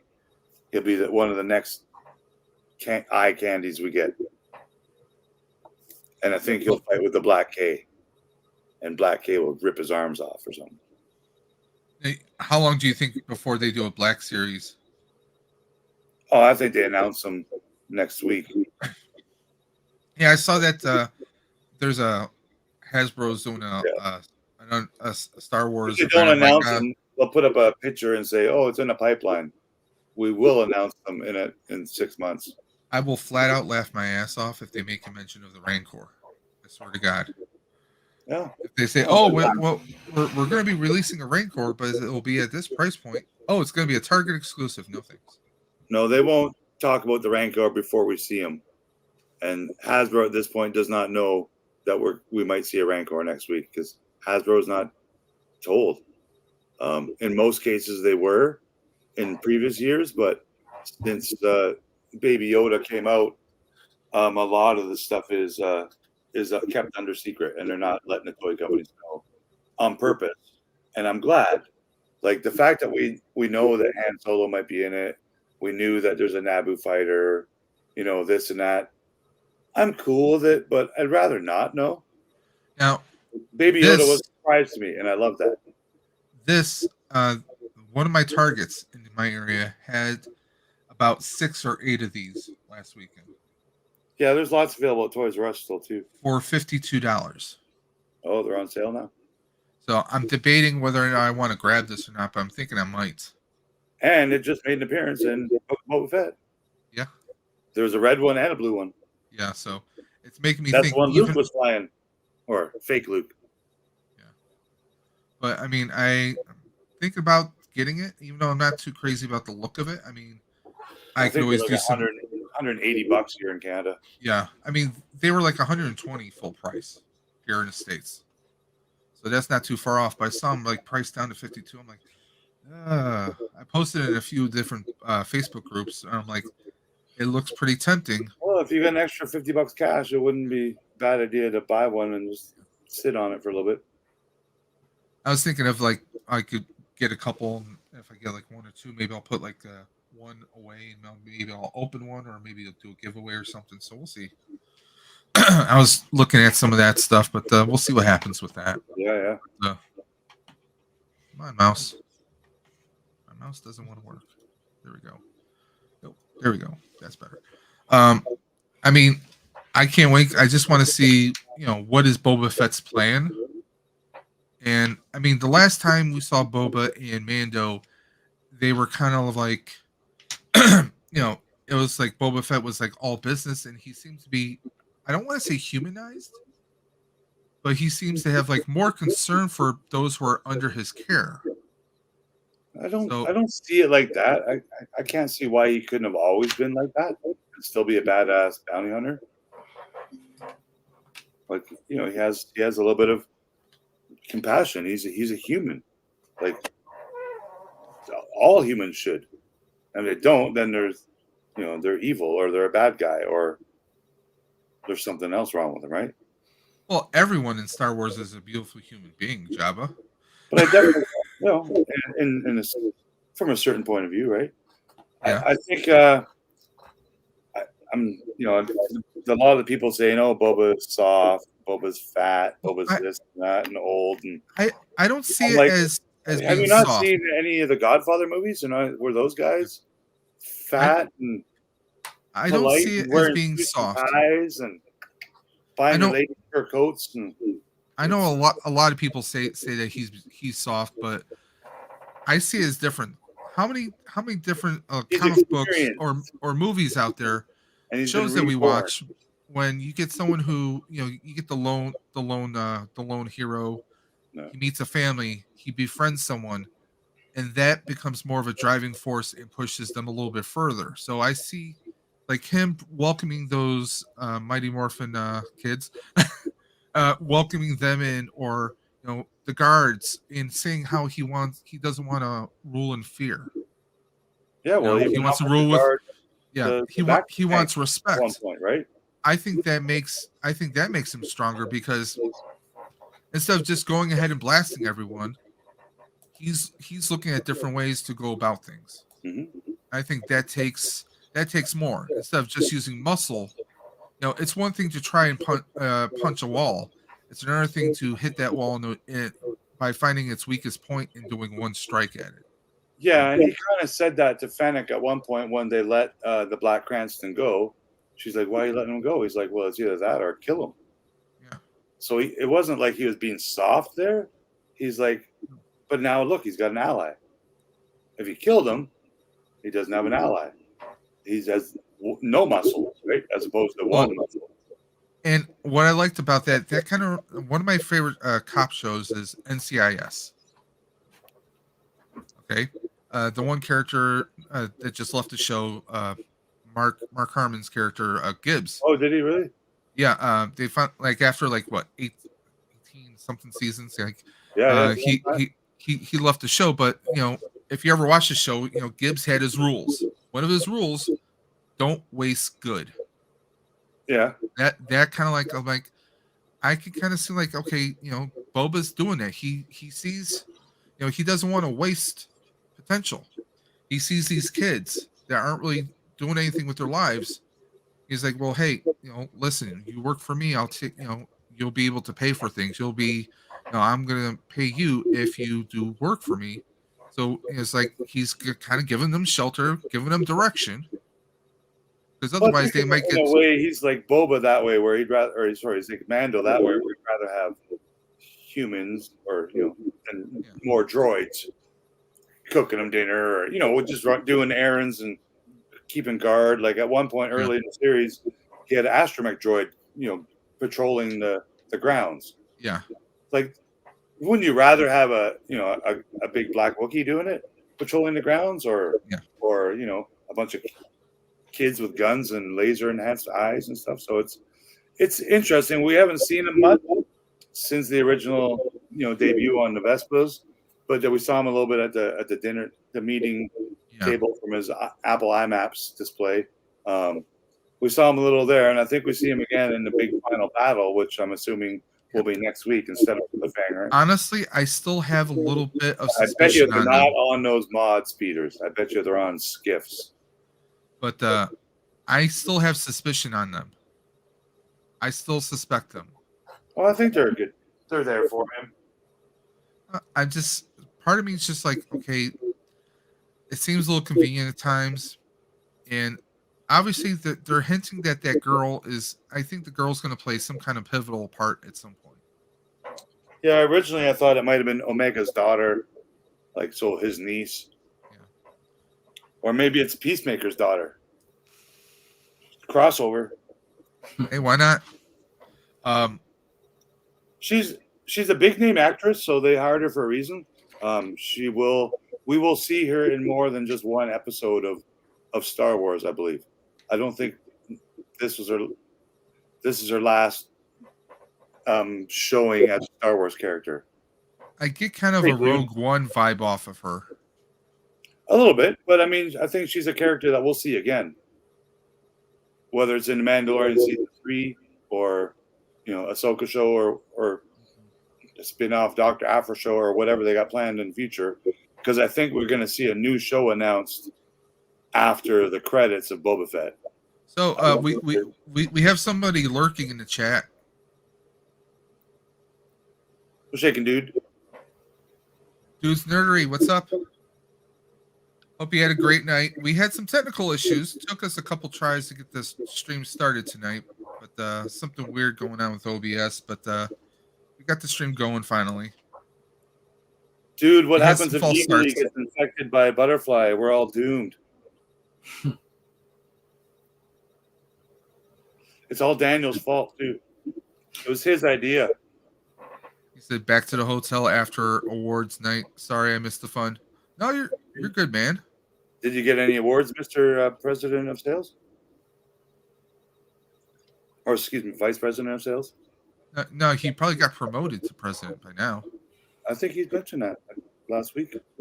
Yeah, he got promoted as a vice president, I think it was, or something. But I hope you watched the episode, dude, and you know, I think you did. I read on Twitter you watched it a couple times. Yeah, I think he was watching it earlier in the day. I think he watched it, but yeah, Canadian Blu-ray suggested about what if Eagly is infected. Oh, I give out the awards. I don't give. They don't give me any. Oh, nice work. No, but the toy gods bless you though, right? Dude, did you order the Lebowski toy? I saw you posting some pictures of. Oh, he said he watched Boba and Peacemaker. I reward myself, LOL. And was the Boba episode a really, really 10 out of 10 episode, dude? I want to hear if you thought that was just as good as me. And I think both of you guys really liked that episode too, right? He did order the dude this week.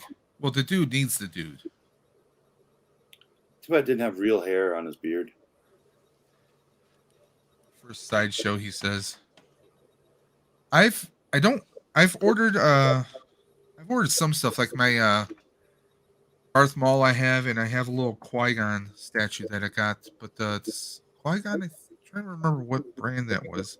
Wasn't an official Sideshow, but I bought it through Sideshow. Yeah, they sell other companies as well.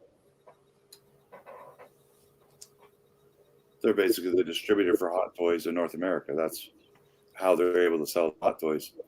Yeah. I don't have any yet, but you know, I don't have an official Hot Toy and busts, and they're really, really nice.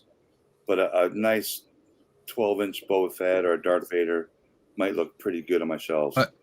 I do have this, the Green Ranger. He's one of my favorites. Oh, the Vespa gang. Pretty much.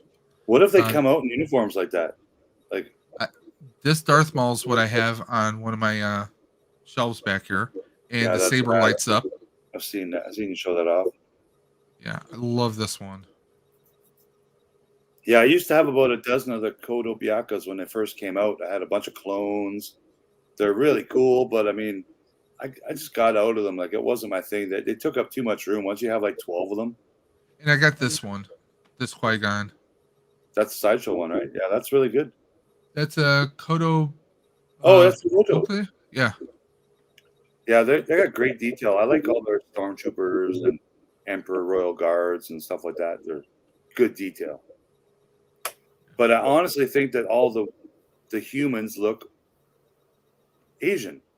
Like, I just kind of get that. I can tell that they're designed by Asian people. Well, I always loved Qui-Gon. I always wish that there was more done with there was some way to like do a prequel of it or something, or maybe they have his spirits, his Force ghosts, talking with Obi.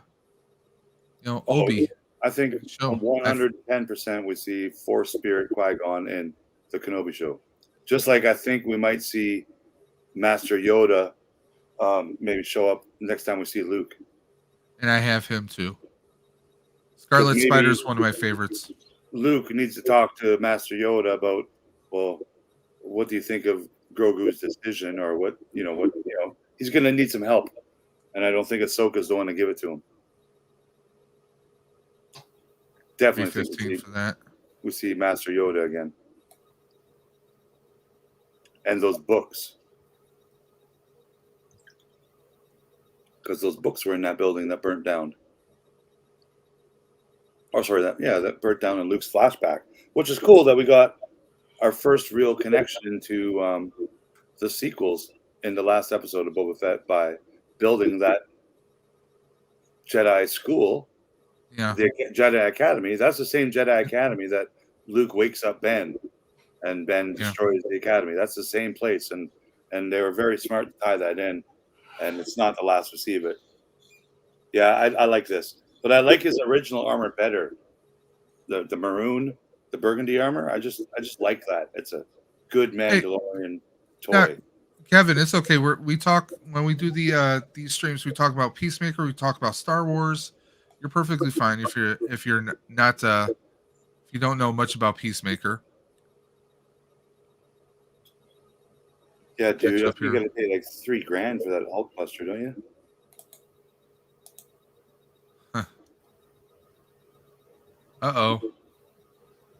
Hulkbuster. We got Papa Gord. Hey, Gord, how you doing, bud? How you doing today, Papa? I refuse to believe anything in. Well, they're tying it in pretty good. I think Grogu only has to do with the sequel trilogy, so I think that's the only reason Grogu exists is to tie us with the sequel and how. Why they already extracted his DNA or blood or whatever they took, right? Yeah, they wanted him for some kind of cloning purpose, and I figured that had to do with Palpatine. Well, we saw it on Moff Gideon's Star Cruiser. We didn't see it on a planet. We saw cloning happening on a spaceship. So I have to assume that's happening on several spaceships, if not a secret Death Star location or a planet, a Starkiller base, while it's being built. Like, how many years does it take to build that Starkiller base? Does it take 30 years? If I had the finances. Yeah, that one's pretty cool. So it's about 4 feet wide and by 4 feet tall. Like, that's a lot of space. Yeah. Yeah, look at that. Or 2 feet. 2 feet by 2 feet.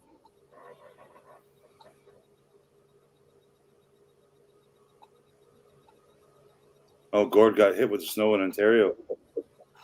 Just got home from work. Damn snow. Yeah, I got rain here today in Vancouver. No snow here.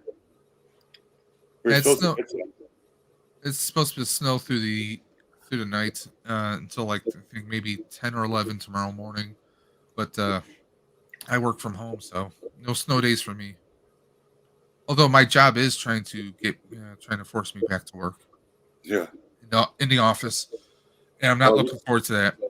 You haven't gone back to the office yet? Past three weeks, there's been 2 or 3 people a week coming up positive. Oh man, okay. And we had one person through my work that we were notified passed away, but they didn't say under what conditions or reasons, which makes me think it was, you know what. So, yeah, that Vader's amazing. My favorite on that screen right now has got to be the Biker Scout with the speeder bike. That's 455. Rad, man. That's rad. Any speeder bike is rad. Come on. I'd rather the original Return of the Jedi one that's kind of greeny gray. But this question, does he come with the Grogu? It does, yeah, that one does. But is that that is the speeder in? That's awesome. It's the white one with lots of sand on them. I like the Return of the Jedi one better. Yeah, I mean, especially if you get your hands on, like, if they do a Leia or Luke, then you can do that. That's even better. I have Hasbro made one of these in the 90s. They made a Biker Scout. They made Luke and Leia. I had them all at one time. I only kept the speeder bike one. It's a great figure, even for Hasbro.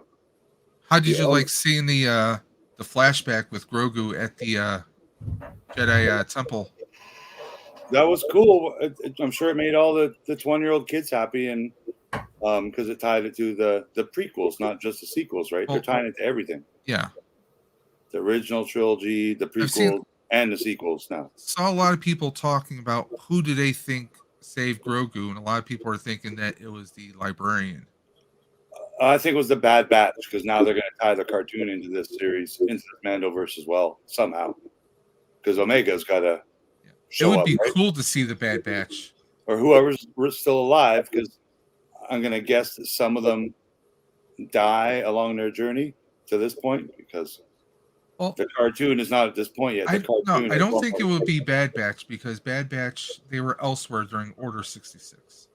Yeah, but we don't know where that was. Yeah. That story hasn't been told yet. Hey, guys, I think I'm going to go off for the night. Cheers, Daniel. No problem. Thanks. Take care. Be safe. Yeah. Catch you on the next one. Okay. If the eagle turns, we riot. No, we're gonna hunt him down. Oh no, we're gonna get our sticks and our gaffy sticks, and we're gonna take down the government. Get our trucks. Thanks for having me on. No, not a problem. Glad you got to watch the episode before we spoiled it on you. Yeah. I've seriously been looking at this one. I think Brandon got that one. I mean, I just think, looks like a slightly younger Alec Guinness. Yeah, it looks really good, and all the extra, gear he comes with, right? Like the clone armor and stuff. Everything, yeah. A couple of lightsabers, and Yoda's lightsaber popping up in that episode, man. That gave me such a big chubber. Like, I was so happy to see that. And then Luke just all of a sudden, I'm gonna break Rick's heart. Here, Grogu, choose. I'm like, Luke, I hate you. I hate Luke right now. Oh, I guess we can blame Ahsoka because he asked Ahsoka, "What should I do?" She's like, "Well, follow your instincts." Yeah, you're a lot like your father, she said too, right? Yeah. And I'm like, so Ahsoka's like 50 or older. She looks good. Yeah. She's been around a long time.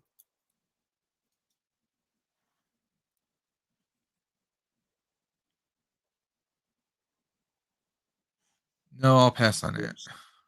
Yeah, I don't think I really don't Oversized think heads. she was again an important part of this episode, but it made a lot of prequel fans happy. Animated fans happy for the children. Ooh, there you go. When I saw that sandcrawler roll on screen with the big skull on its head, Oh yeah, I was like, got my pants too because I thought it was an Ewok battle wagon. I'm like, there is Ewoks because that's a rumor now that there's Ewoks. well, we know Jawas are furry. Yeah, They are furry, so. but they were always furry too. Which, if you look at their photos from the original movie, they had fur in their hands.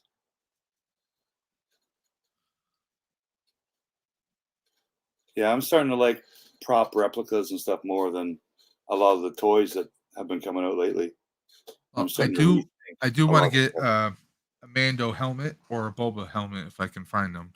None of my GameStops really have good. them.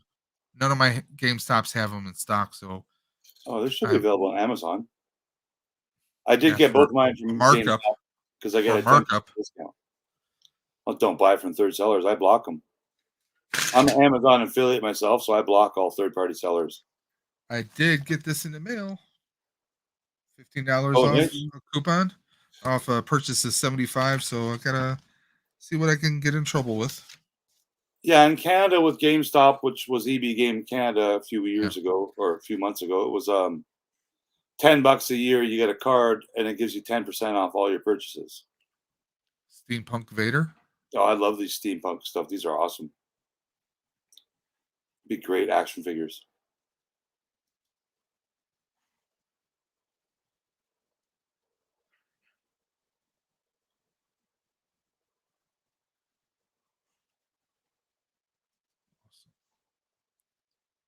I mean, I like some of these, but some of the price. I mean, I don't think 32 is that bad, but some of the stuff can be a little pricey. They got a lot of the Regal Robot stuff on there. They make quality stuff too, which is cool because they make it all right there in the store, right? They don't. It's not all mass produced in China like most of the stuff we're looking at right now. That's cool. Regal Robot does some quality stuff.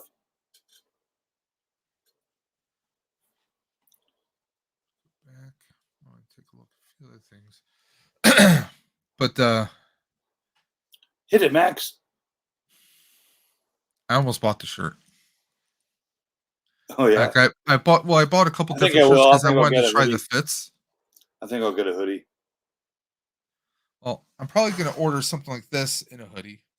Greatest American Hero was one of my favorite shows back in the 80s. They make the TeePublic. I've gotten all the hoodies I've ever got have been fantastic, and I've had them for years, and I wear them every day. Like it's my go-to thing is my hoodies. Well, I know this is gonna sound funny, but my wife bought hoodies right after we had our surgeries. They don't fit her anymore. They fit me now. Ah, so you got a bunch of pink hoodies and white ones? No. Well, no. Fortunately, she had some Ghostbuster themed ones, some like Stay Puft for, like Stay Puft for President kind of deal. Oh, nice. You know, there was a Doctor Who one because we both love Doctor Who, so it just so happens that it's a 3X and it fits me perfectly. So no girly ones. Yeah, I don't have any sideshows in my shopping cart or nothing, but you know, I know it's available, and you know, I know what I like. Like I like the original Mando uniform with his original armor. I just think it looks more westerny, and I like the new look Boba Fett too. I think that Boba Fett with the throne looks badass. Action figures. What I did was I got both Stanley Cup popcorn maker. Yeah, I type in Power Rangers and we get the Stanley Cup. Go figure. But I I got both Mandalorians, the one with his beat up, busted armor, and then the new armor. So I got for the both figures? of those. Yeah, for the Black Series figures.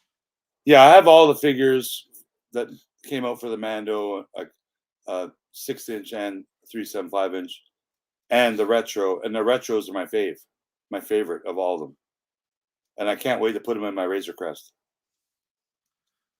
Oh, you got the HasLab Crest, Razor Crest. Yeah, I got the Razor Crest, and I do like it. I don't have it yet, but I mean, I know I'm gonna like it. I just got nowhere to put it. But deep in my heart, like I would rather have the sail barge. Like that's my. Yeah. I just didn't have the funds when that first came out, or I would have got it. I did have the funds when the Razor Crest came out, and I said, "Oh yeah, I'm going to get this for sure." Then, well over a year ago, right? He does look good. This is shipping now too. It looks really good. I think Brandon got this one. Rex, I think. Yeah. Comes with the extra helmet. I think Marvelous Collectibles got Cody. I want to say. I could be wrong. They had some Bad Batch ones that I actually had one on a wait list. Yeah, there's a cool record statue. But yeah, they've showed off some Bad Batch 12-inch, but I don't think they put any up for pre-order yet. They just had them at trade shows, and they looked really good. Like that one, yeah, the one with the Go-Go Gadget arm. Hunter, Echo, Wrecker. Is this the Wrecker you're talking about? Yeah, I think that's a statue, though, isn't it? Yeah, it's just a statue. That one's a statue, right? Yeah, it looks good. I like the detail on the blade, though. Yeah, the vibro blade. The other ones were dolls, though, I believe. Like Hunter and Echo, I think, are dolls. Yeah, he's a full. Yeah, I like to see these in person. The one store I have that gets all these is a good place. He displays them all, and it helps. That looks so good right there. I mean, give us Bad Batch helmets, Hasbro. Give us, Oh hell, well that helmet's that's the Phase 3. They haven't done a Phase 3 clone. They just announced a Phase 1 clone. So I guarantee you, they do, because they've already even done the sequel ones. Helmet, red one, and Phasma. There you go. So Echo. yeah, like that's a bad. Crosshair's new helmet is my favorite. It's got that green. It's very similar to this one. Like that's badass. I'm still waiting for this action figure. This one and Omega are the last two to make. Well, I finally just got Wrecker. I have Wrecker. I have Tech. I already had Crosshairs. Awesome figure. Favorite of all of them so far. But yeah, look at those accessories, man. The battle damage on their armor. Yeah, I mean the weathering on there. I wish they had that kind of weathering on the figures. Like, look at that. What if this guy showed up in Book of Boba Fett next week? Like all of them. He's part machine, so I mean, obviously that can prolong his life. So is Fett. so are 70% of Boba's goons, the mods. They're all part machine. That's why I think IG-88 shows up, because he's all machine. And Mando will have a little conversation with him, like, "Hey, I knew that right there. That right there looks awesome. That is pretty cool. I just want to know where Luke got all those damn droids from. Oh yeah, building the temples. Like he had like what 20 or 30 of them right there. I'm like, those apparently are real Boston Dynamic droids as well. Oh, really? Just modified for space, for Star Wars land.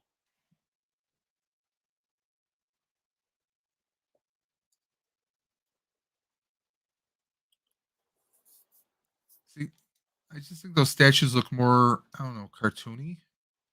I get that they are cartoons, but the other the 1/6 scale. Yeah, look way better because they're a little more human looking, right? Yeah, I mean they really look like him.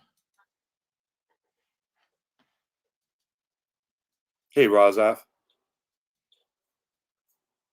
All the cool kids, all tens and tens and tens of you. Yes, sir. It just looks awesome. Yeah, it'd be neat to see the whole crew displayed in someone's display case, and then that's when people like, oh, let me check my credit card bill. That's what sells them. Seeing them in person. See, why couldn't we get eyes on the Tech Black Series figure? Yeah, they could have. I see guys are 3D printing them and painting them, and they look really good. Yeah. Oh, that's cool that you got all those tools. Yeah, the action figure's got all those tools too, which I'm surprised at. Usually, I still have to unbox mine. I still have Tech in the box. Yeah, he's got all those little tools in gray. They could use some weathering. Yeah, because they're copper and black, and the tools in the Black Series, they're all gray color. Yeah, those goggles are rad.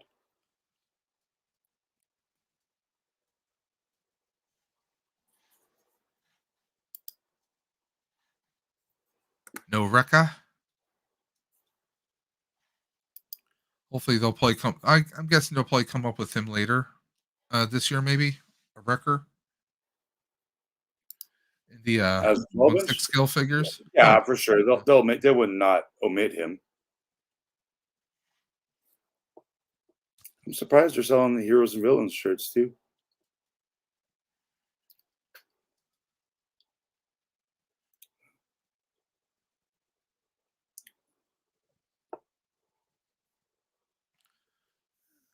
See, I had that name, I don't know, 10 years ago on my toy brand page, and I still do. I still use it. Heroes and Villains.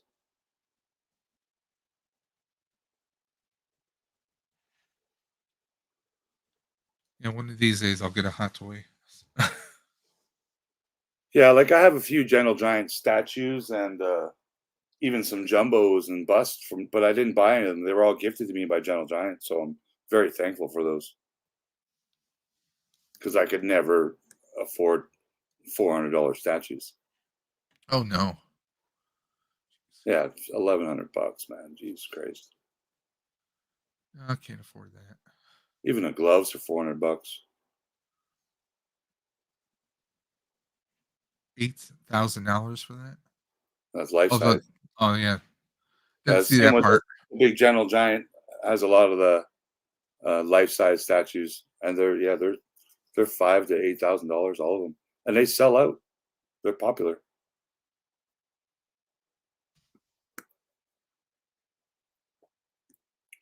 So what else you got going on? I'm kind of waiting for Gentle Giant to announce two things that I helped design. I've been waiting for like 8 months, I think. I'm not allowed to talk about it until they announce it, because I designed a couple of jumbos. That looks awesome. Right, that looks really good. I'm not happy with the pose, but I think the Hot Toys is way better because I like soft goods. Like I want soft goods on my 3.75-inch figures, not just my statues. I don't get why some of the statues they have soft goods and some they don't. I think it adds to the realisticness is having soft goods.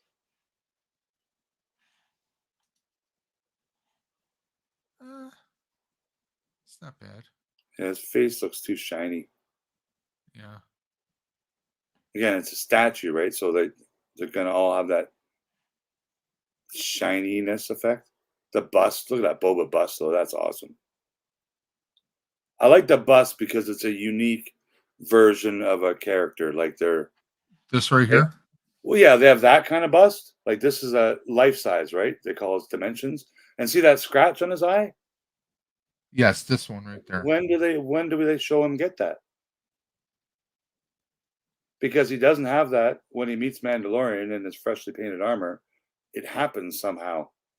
I mean, all these scratches have to come from somewhere. So no, but just the ones that obviously look like claw marks on his helmet.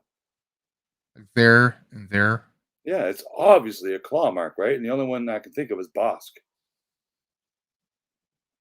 Yeah, because this is like one mark going pretty much. Yeah, and he also had 2 dents on his armor, on his chest armor that he repaired, but yet he didn't repair the dent in his helmet. So I don't know if that's just. I don't think it's bad continuity. I think there's a reason for it. Yeah, I mean, you gotta figure. I mean, both Filoni and Favreau, they're big fans. Look at that first one now. That's a bust as well. This one right here. This is their quarter scale, where they do most all characters in this format, and it's you get a really good pose in most cases of these busts. I like these. I have a couple of these. I think these are badass. For 120, that's not bad. I think that's actually pretty damn good for that. And they must have a good 100 of these by now, right? That bust. Yeah, this is the black one too. So that's the same one, just painted all black. Obviously, modeled after like Slave One as far as like the paneling. I'm guessing. Yeah, it looks really cool, eh? Yeah. I think it's a different base than the other one. Let's find out. Yeah, it is a different base. It's completely different base. But they do tend, oh yeah, because it's Book of Boba Fett base. But they do tend sometimes reuse the bases where it's applicable. Like I think that Slave One base is on another bust down. I think it's down here too. Yeah. Well, they're not Hasbro. They don't do repaints. The two down near the end. Yeah, that's a Slave One base as well. Yeah, that one. Yeah. That's that same Slave One base, but his head's turned. And that's his Jedi armor. Yeah. The paint looks sloppy. Maybe it's just me. Maybe Boba leaves the dent in his helmet as a reminder of something, or maybe his dad. Yeah, could be. Same with that battle damage. That's the same battle damage. Yeah, I see what you mean. Like this right here. Even lower, the one that's like a chunk out of the chest plate. Like right there. He has that right now still. But it's all about that Mythosaur logo, I'm telling you. Who is the last Mythosaur? Is it Boba? Or is it Omega? Yeah, that's a Slave One there too. That's cool. I think because of the paints on here, I think I prefer the other one, honestly. All one color. One. Yeah, because now it looks like it's a weird body part. But yeah, that one too. They went on the barge.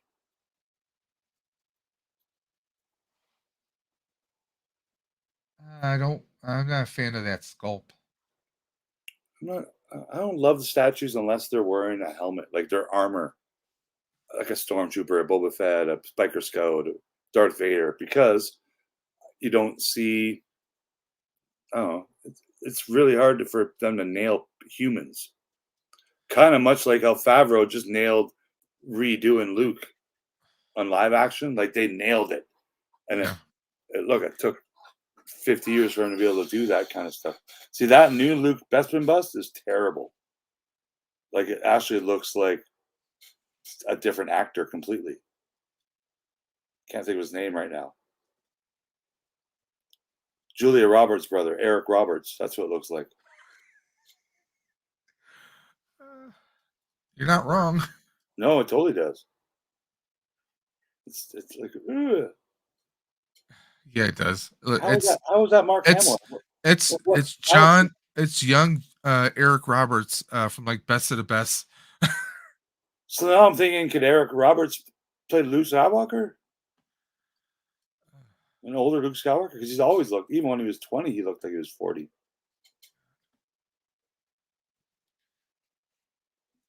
See what they have for Spider-Man. That's my weakness. I don't hate those.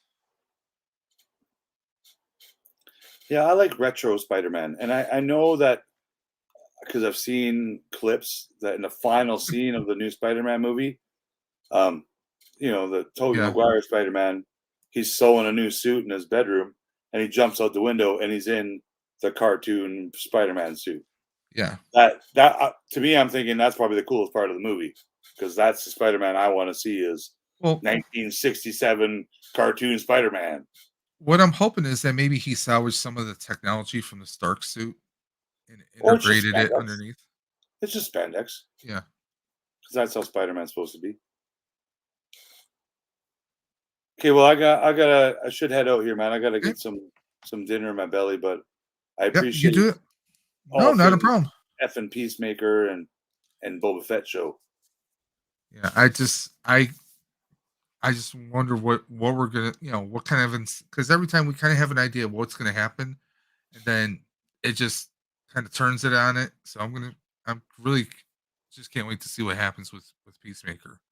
Yeah, Book of Boba, I think everyone, like all the critics, I think are going to be turned on their heads, and they're going to see because I think most people just see Boba as all action. You just can't have that all the time. I agree, and I look forward to seeing maybe some new spaceships in the big final battle if we get this final battle that they've been prepping for the war.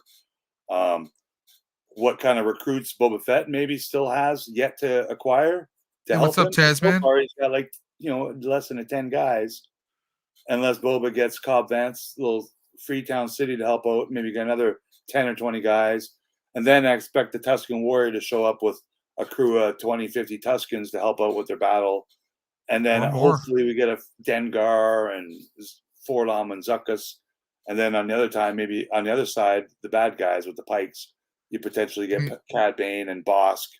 And for all we know, there could be a lot more. I mean, who knows? We can get the Jawas involved, maybe for weapons and stuff, or for the Sandcrawlers, mount some cannons on them. I mean, but considering I think we need 4 more episodes to prep all that. Because I mean, you got Mando, who pretty much helped out the Jawas, and obviously, if Cobb is going to be well enough, he's going to lead them. He's going to lead his little contingent. That's a good point. Mando got it in for the Jawas because he gave him that egg. Yep, and they were cheering when they saw him fly by. They were cheering for him. Yeah, so they're like, "Yeah, there he is." And Boba has the Tuskens on his, on his speed dial. Hopefully. And I'm sure there were other prides or other tribes of the Tusken Raiders. Oh, absolutely. There's going to be thousands and thousands of them on the planet, right? Because I mean, especially if he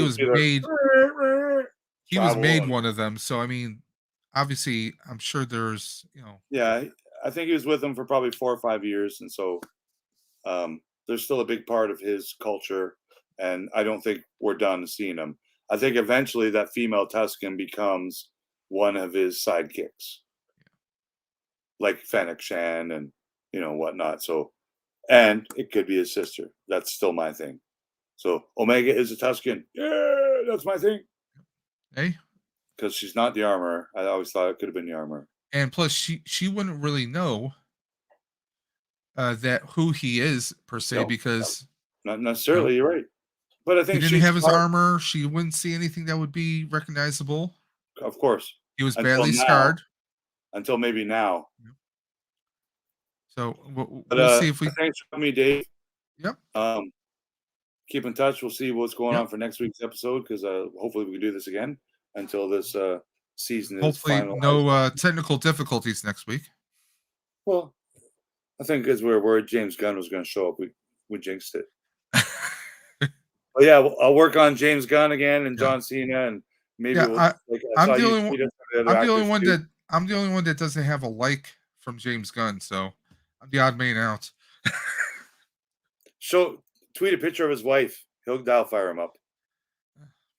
Don't tempt me. Ask the question, like, is she going to be infected by? Is she a butterfly? Or no, maybe not that, because he won't answer that. But was this scene scripted? He likes those kind of questions. Yeah, I'll have to watch the episode about 2 or 3 more times. Yeah, I think I'm gonna watch. I'm gonna watch Boba Fett again tonight. Watch the last. Yeah, I'm actually gonna watch the last 2 episodes and see what else I missed. Because I mean, I watch them all every week, and then I watch the newest episode 4 times or 3 times. But usually that day at dinner time, I'll go right back to episode 1, and then I get a half-hour break before the new one comes out. Yeah, because I watched Mandalorian probably 12 times already. Oh, for sure. Me too, man. I absolutely love the new stuff they're doing, and I mean, more pleased with it. If Favreau and Filoni are going to be doing all the shows, I think we're definitely. I mean, this is going to be a golden age right now. Well, they're definitely going to be in charge of the Disney Plus shows entirely, I think, in a way, and everything to do with this Mandoverse. I think there will be movies made by other people. Maybe we see Ryan Johnson again, believe it or not. Bryce Dallas Howard. Now I'd like to see people fight for her to do Solo 2 because there's another story that can tie all these stories together. I've always loved like Solo. I liked it. I wasn't necessarily a fan of the actor who played Han, but I liked the feel of it. I liked seeing the story finally on, because obviously we've all read the books. We know the loose story as to how Han became, but I liked how it was, and I felt bad that people trashed on it. Yeah, me too. Every time I see people complain about stuff on the Boba Fett show, I just scroll past it. I've unfollowed a couple people just because they're making a point of trying to poke fun at it, and I'm like, really? Like, you gotta know you're losing followers and fans instead of gaining them. So I helped them, and I unfollowed many people, probably a dozen people on Instagram that are toxic, and I'm like, no, I mean, me with the the Ghostbuster community, if there's someone who is negative, I just block them completely. In fact, I had someone subscribe to my channel who's kind of a toxic person, and I'm blocked them on Facebook. I've blocked them on Instagram, and the person even emailed me. I'm like, I'm not responding. I tried blocking them on YouTube. YouTube said I blocked them, but they're still able to comment and view my content. But anyone it is what it is. Yeah. But I'm like, if someone's toxic, I am not going to communicate with them. I'm not going to give them any kind of, fire or any way that they can use my words against me or anything. I'm like, I hear you. If you're toxic, I have nothing to do with you. I don't want, respectfully, I'm not going to talk to you. Yeah, So I just don't like the negative aspect of fandom. There's no point for it. Like, you have your own private little fan club that no one else can see and talk garbage about the stuff that you collect and you buy. I mean, how do you have our own opinions? And you complain about them? Like, I don't know. Yeah. I mean, we all can have our own opinions. That's what's great about the world. You and I can have differences of opinions, but hey, we're still here every week. We're friends. If 100% of your opinions are negative, then that's just that's your purpose. Your purpose is to be negative. To point out faults. You're a negative Nancy. You're not. There's not like every 3 things you have a positive thing. Just some of these YouTubers out there with hundreds of thousands of followers and Twitterers and whatnot. All they do is 100% complain about Marvel, Star Wars, Doctor Who, comics. 100%. There's nothing positive about nothing, and yet they have 50%. Neurotic is one another of them. I mean, there's a lot of them are out there. To subscribe to all these people, and they get the views. Obviously, they get views, but that's not how I want to do it. No, same here. I don't mind having less fans if I'm a fan of something. Like, I like Boba Fett show, yay! Did I just lose a subscriber? I highly doubt it. But if everything you say is Kathleen Kennedy did this and Kathleen Kennedy did that, and you're wrong, man. The stuff we're watching right now is partially because of Kathleen Kennedy hiring Dave Filoni and Jon Favreau and her confidence in them to making 5 years worth of entertainment for the world to enjoy while we're locked in a fucking pandemic. Like, come on, man, give these people some credit. Like, they're very talented people. She's been working with this company since like day one with George Lucas for a reason. Obviously, she knows what she's doing. Yeah. Right. I mean, do I agree with her? No, but you know what? Like you said, if it wasn't for her, we wouldn't have these projects right now. So, I mean, there's a flip side to every coin. So, and with that being said, I want to thank everyone who stopped in or who's rewatching this replay. Of course, thank you to Leftcoast Graphics. And guys, if you're watching this, go to the video description below. You'll find links to Leftcoast Graphics, to A Dude's Nerdery. Please check out all their links, especially Leftcoast Graphics has his own TeePublic shop, and also he does his own vintage Star Wars pins. So you definitely want to check that out. Collect them all. Boom. All right, Dave. Peace out. Yep. Take care. Get some dinner, and we'll catch you on the flip side.